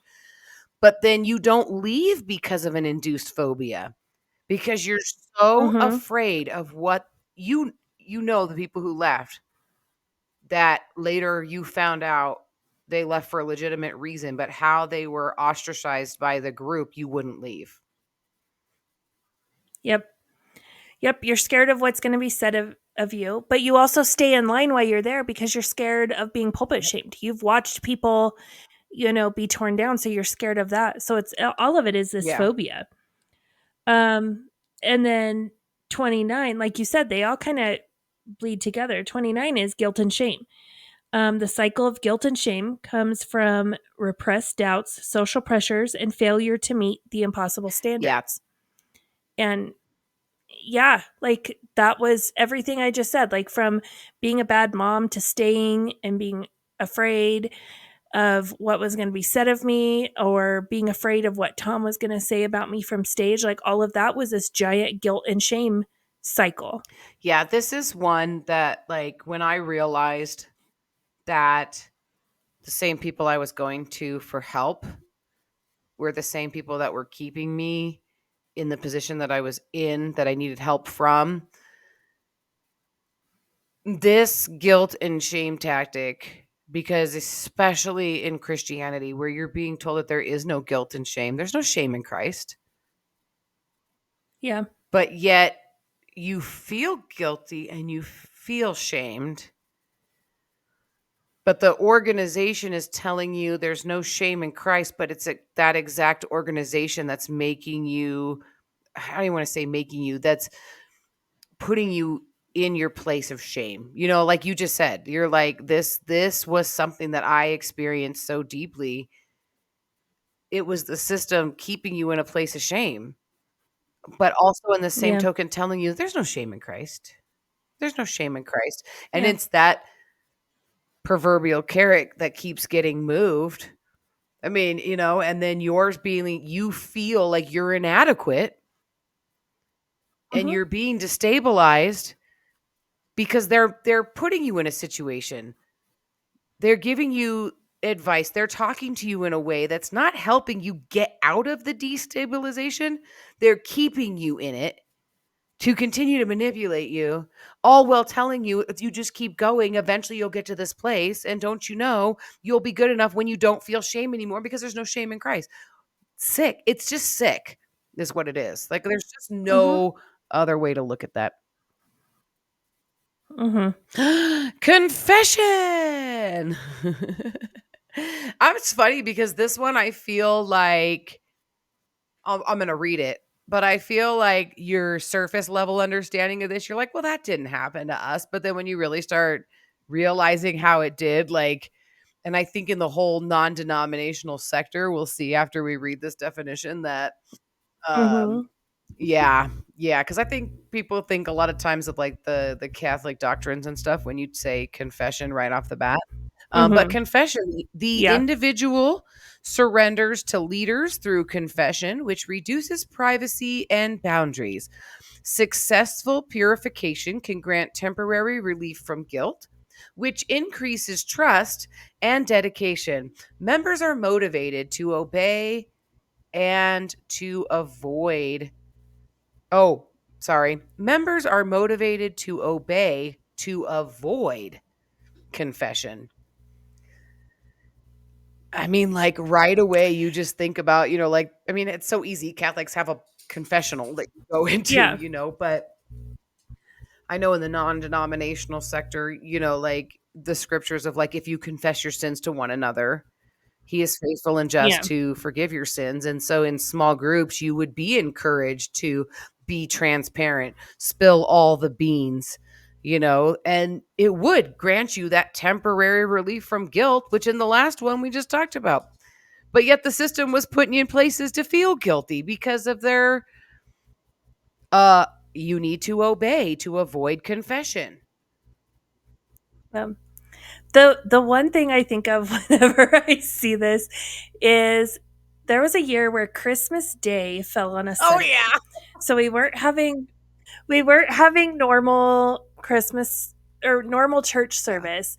It was like oh, anyone who wants to come. But again, it's that time control thing. Anytime the doors are open, you have to be there.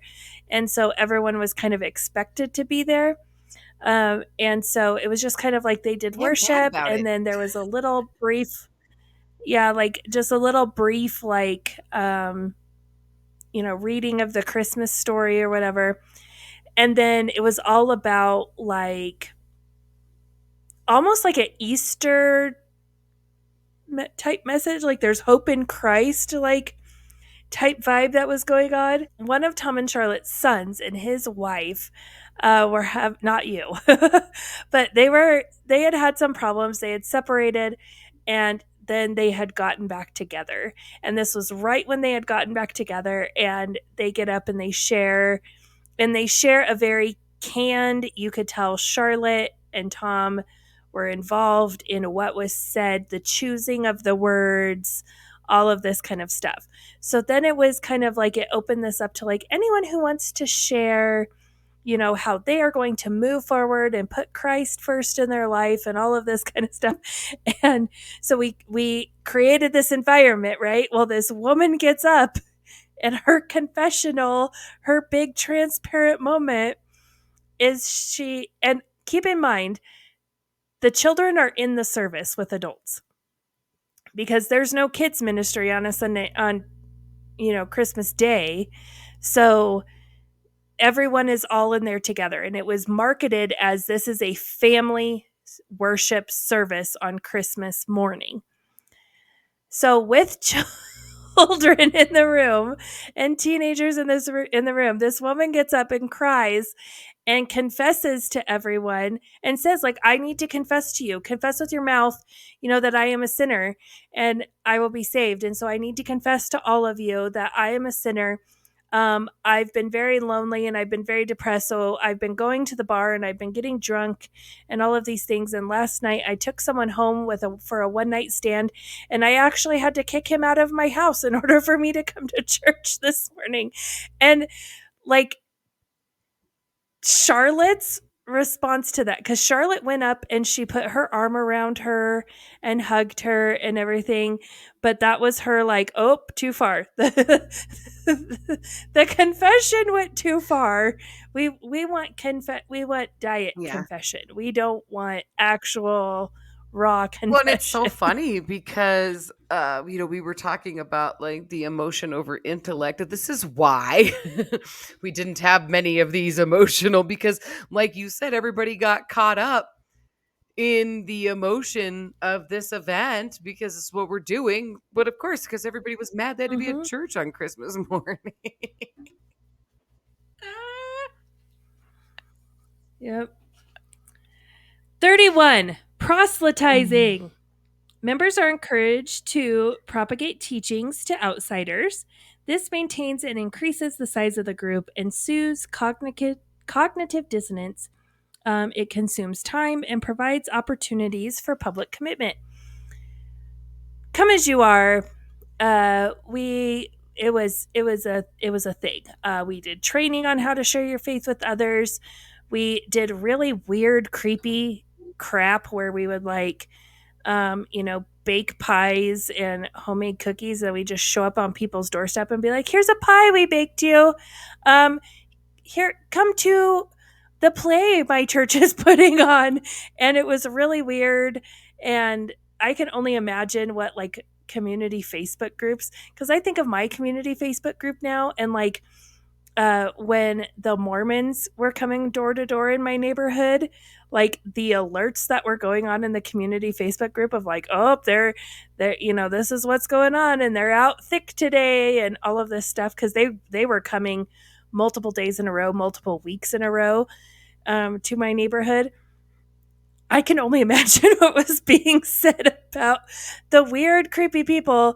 Like, if someone shows up to your house with a pie and you don't know them, like in this day and age, you don't eat their food. Like, that's weird. Right. And well, like, yeah, I don't know. It's like the era of the door to door. I mean, everybody, there's certain religious groups that do that, and they've kind of ruined it for everybody. But like, Come As You Are definitely had this like back to the good old days. There was always this back to the good old days, and this is how we used to do it. And it would seem like, to me, the cycle of that would come about pretty regular. Like, I say cycle because I feel like it would happen pretty regularly. Oh, yeah. Like we would only need to do these, come back to the old way of doing things when it was right after like a shifting season of where like a lot of people would leave because, oh, we went too far. We're trying to be modern, like.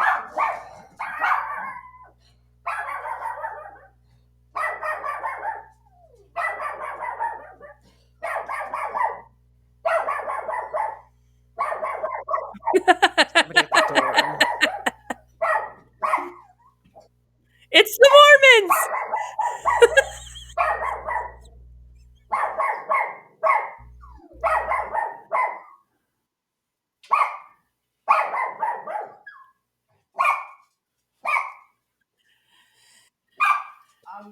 All right, thank you. Bye.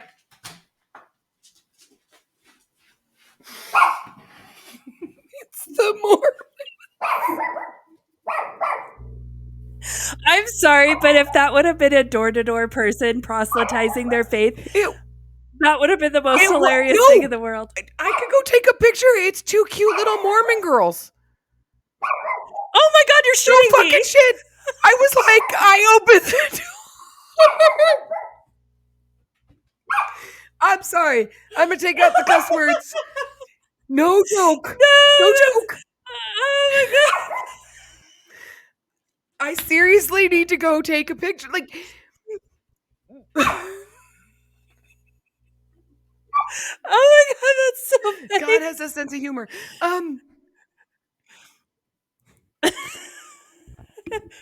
We are recording and we are on proselytizing. Talking about cult traits that we just got from a Mormon podcast, a book that was written for Mormons. And I kid you not, two cute little Mormon girls just showed up at my door.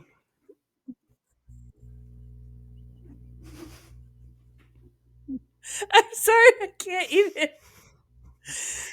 Do you want to know the tactic that they used to get me to answer? Because I didn't get up and answer. I'm like, there's nobody that should be coming to my door.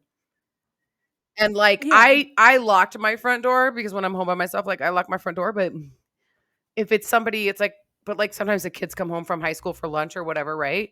Or, you know, Yeah. people who live here, like, so I waited, like they knocked and I waited because I'm like, if it's one of my family members, they're going to use the garage door. They're going to go through the garage door and nobody's entering the house. So I'm like, okay, it's nobody no, it's nothing for me. So I'm just going to wait it out because I'm in the middle of recording a podcast.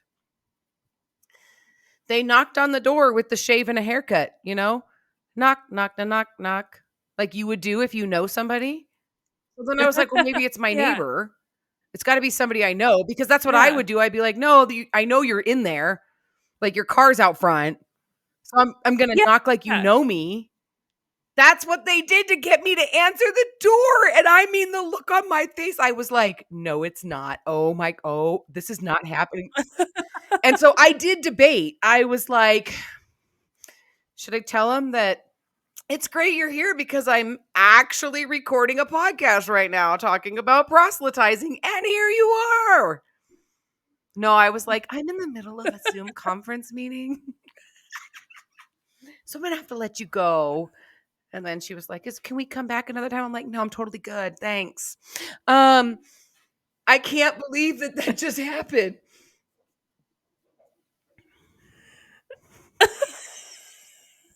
I was joking when I said it's the Mormon. Well, you know, the only way it could have been got better is if it was someone from Come As You Are with a freaking that would have been. They know I used to be on the do not knock on my door list for the Mormon Church, but apparently I'm not anymore. I couldn't get my blind. I stood up and tried to look through the window, but I couldn't get my blind to not be like obnoxious to look to see who it was. I cannot believe that just happened. I can't believe that just happened. This is gonna make a great fucking TikTok. I'm like, oh my gosh, I got to give you like video. Like, I can't believe that just happened. We are recording our episode on high control religious organization tactics. We are on proselytizing, and two cute little Mormon missionary girls just knocked on my door to proselytize. Oh my gosh. You can't make this stuff up, Amanda. You can't make this stuff up. You can't make this stuff up. God has a sense of humor. So you know when like we took you to go get divorced and like, you know, shit didn't really go down the way you wanted it to. And I was like, nope, screw this. You're getting divorced today. Like God wants you to okay. No. Like seriously, like anything and everything that could go wrong in the morning of that day did. But then God in his magnificence dropped my soon-to-be ex-husband in my lap to serve him with divorce. Like, Yeah. the man has been MIA for 2.5 years. I don't know. It's just these are the things that you can't tell me God's not real. I know. I know. I know. It's the people who ruin it. It's the people who ruin it. I can't believe that Okay, refocus. 30 minutes of this podcast is us sitting in disbelief. The I Mormons know. just knocked on my Okay. door. We have 3 Okay. more. Regroup. Okay. Number 32, institutionalized bigotry. Minority groups are devalued or dehumanized and are excluded from participation in leadership. Huh. Women? I think women. I mean, we just talked about this in our history of the church, but also, I mean, look at, people of minorities, look at the LGBTQ community. I mean, at Come As You Are, that was one of the final straws for me, was watching how we treated 2 women who were in a relationship with each other, um, and treated them and basically told them they weren't welcome anymore. Yeah. Number 33, heavy financial pressures. Requirements for financial contributions are very prevalent. There's a punishment for not contributing, and there is no financial accountability or transparency. We touched a little bit on this in our Summer of Insanity episode, about the contributions that were expected of you. But I mean, there was a point in time where I sat in Tom's office, and in my face he threw papers, like not just threw them down on the desk, but threw them in my face of, why is this guy not tithing? And it's just some other guy in the church. I don't know. Talk to him. I'm not his wife. I'm not, like, I Yeah. don't know. Go talk to him about it. Yeah, Tom would like to say, like, we don't want your money, we don't need your money, and God doesn't want your money and all of that, but he really was concerned about who was tithing and how much they were Right. giving. And just like the line that was the narrative that was just always said of, like, if God told you to do something, you should be willing to give all your money towards it. Not that you have to give all your money, but you should be willing to fund the entire thing. That's where your heart should be if God told you to do this. And I mean, there were people who, like, you would, like, I just want to bake some cookies for the cookies after the church. And you have these little old ladies on, like, fixed incomes or single moms who would be like, I can do, like, I don't have a lot, but I can do this. And the next, I can bake 2 dozen cookies yeah. once a month. And Yeah. the next thing they know, they're having to fund every single piece of supplies for that entire ministry, like the coffee, like the coffee filters, the straw, like anything and everything that was consumable in that ministry was never purchased by the church, or unlikely purchased by the church. It was purchased by little old ladies on fixed incomes and single moms, or anybody who decided they wanted to bake cookies. You thought you were signing up to bake cookies one day for 1 week, and the next thing you know, you're funding the whole ministry. Well, if God called you to it. Or the funeral Yeah. team, the team who would, like, serve food at funerals that were held at Come As You Are. All of the napkins, plates, cups, drinks, all of that kind of stuff was all those women bought it out of their own Right. pocket. And so you had that on. And it was like, are you really going to not buy that? Because that family, like, they just lost Yeah. someone. And how are you not Yeah. loving people? Well, you had that on one hand, But and then on the other hand, if you bought something, you were expected that it became property of the church. And we have a funny story. I have a table that I bought for our podcast, but then because we wanted to record our podcast in the church, we felt like we had to give that table, like, it was We didn't to even the give it to the church. church. It was property of the church. Like, I couldn't write my name on it. I had to write the church name on it. I didn't buy it for a Yeah. church ministry. Like, I bought it for our podcast, and then we wrote the church name because I couldn't write my name on. Like, how weird is that? But then I got the table when we left the church, you know? And it's like, because the table, Yeah. it's so weird. Like, the kids are like, why does that table have the church name on it? Because we were in a cult, okay? Because I bought the table, it's my table, but it belonged to the cult for some reason. And then, um, the church budget, like, that's the other aspect of this one where, Mhm. like, Yeah, the lack of accountability and yeah, and, like, we transparency. had a magic budget. Like, we all believe that God did crazy work on with the finances. Like, people would be like, I don't know how the money ends up in the right place at the right time, but it's always in the right place when we need it. But, like, no, that's insane to me, like, now. But at the time, you really believed that the church was on some special mission and that God had a way of making sure that the church was provided for, but really it was just a misappropriation of money being moved around throughout the budget. Like, but even the people in the church office that ran the money, like, they didn't have like, they would always tell you that same story. And I always felt like, Because I feel like that was a canned yeah, answer. That was to squelch yeah, doubt, but I yeah. feel like I wanted my budget to work that way in my life. And it just, why didn't, I why isn't know. God? And then, well, what are you doing or not? Are you tithing? Like, why is God not making your, I don't know, is the church tithing? Like, come Yeah. on. Alright, the last one, we've talked about it, We've with experienced a it. couple of these other ones. There's no honorable No. exit.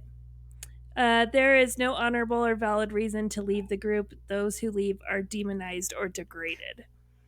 Um, we've talked about what was said about me, but like the narrative is, my poor husband. My poor husband, that wife of his, she just led him, away from the only church family he ever knew and, all that crap. But there was a time where Tom and Charlotte, my three kids were in the grocery store, and Tom and Charlotte didn't approach my boys, they approached my daughter. And we miss you. And like they both gave her a hug and said that they wanted them to come back. But as soon as my boys walked around the corner, they backed off and they walked away because she was the one that they can emotionally manipulate the Yeah. most. And so then, like a week later, I'm in the grocery store with my middle son and we see Tom and Charlotte again and they Yeah. avoid me. And that was that. I know you're saying crap about me. At this point, you've already had that meeting where I was getting play by play text messages. And then you have the balls enough to go up and talk to my daughter, but you can't come say something to me. You miss me so much. And with tears in your eyes, Charlotte, you tell my daughter that you miss us and wish we would come back to church. But then you see me and you walk the other way. So I said, screw that. And we went and we were parked right next to them. So I sat in my car until they came out and I made them acknowledge that they saw me because I was like, no, you don't get to do that. You can't be a crappy Yeah. human and then pretend like it was great and Yeah. wonderful. I was sitting in a coffee shop with somebody, and Charlotte walked by, stopped at the table I was at, and said, "Oh, it's you." And then walked away. Like, I was like, "Oh, hi." And she just was like, "Hi," and walked away. Now, this is my mother-in-law for all intensive purposes. Like, and I don't know, I've not heard from anybody anything specifically that has been said about me.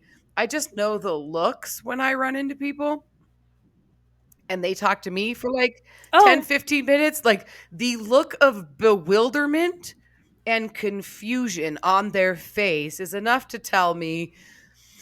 And like, I can only imagine because I know Froggy's narrative and I know how I'm mhm. mean and I'm horrible, and I know what the narrative was when I was there and me and all my kids and how bad we are for Froggy, and the victim that he is, I can only imagine, the things that were said about me leaving. And like I said, I haven't heard any of these things, but this the weirdest, just the weirdest experiences. A couple of my kids have run into them, at the restaurant they work at, and like Tom couldn't even tell my two kids apart. So like he said something to my Yeah. one daughter and she was like, I don't even know what he was talking about.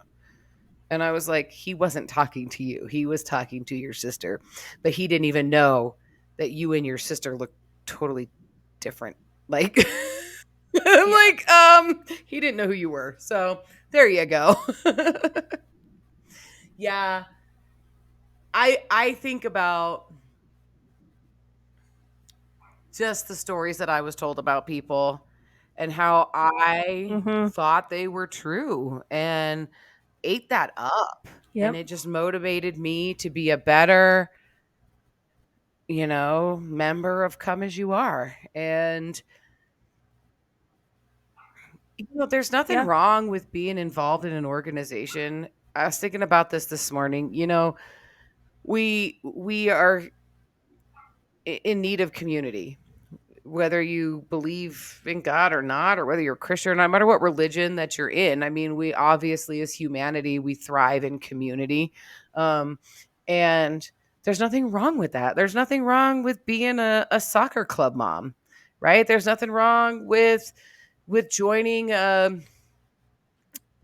MLM group, like whatever. You want to sell leggings, you want to go to a conference, you want to have an emotional high. And it's really easy for us as Christians to see these things, and be like, oh, that's so horrible and bad.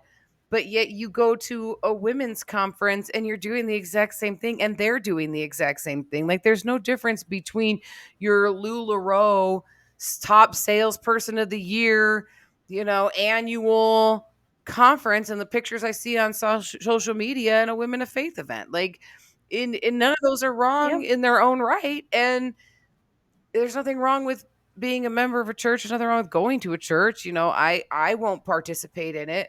Um, but if I wanted to, there's nothing wrong with that. And it's my hope and my Yeah. desire that everybody listening, that nobody is experiencing these things. Unfortunately, I Yeah. just don't think that that's the reality.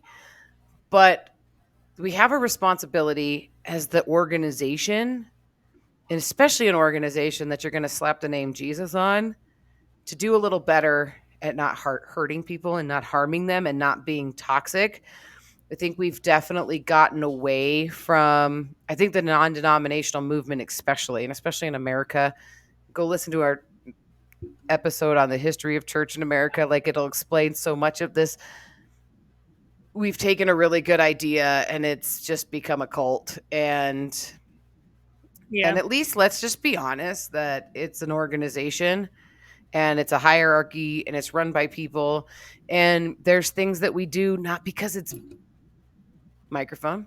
There's things that we do not because it's biblical. Ooh, my little quoties. Not because it's biblical, um, but because that's how organizations run. And let's quit trying to make everything like this is the way we do church because it's biblical. No, this is the way you do church because a church is an organization, because a church has to operate as a business and you have a business structure to your church.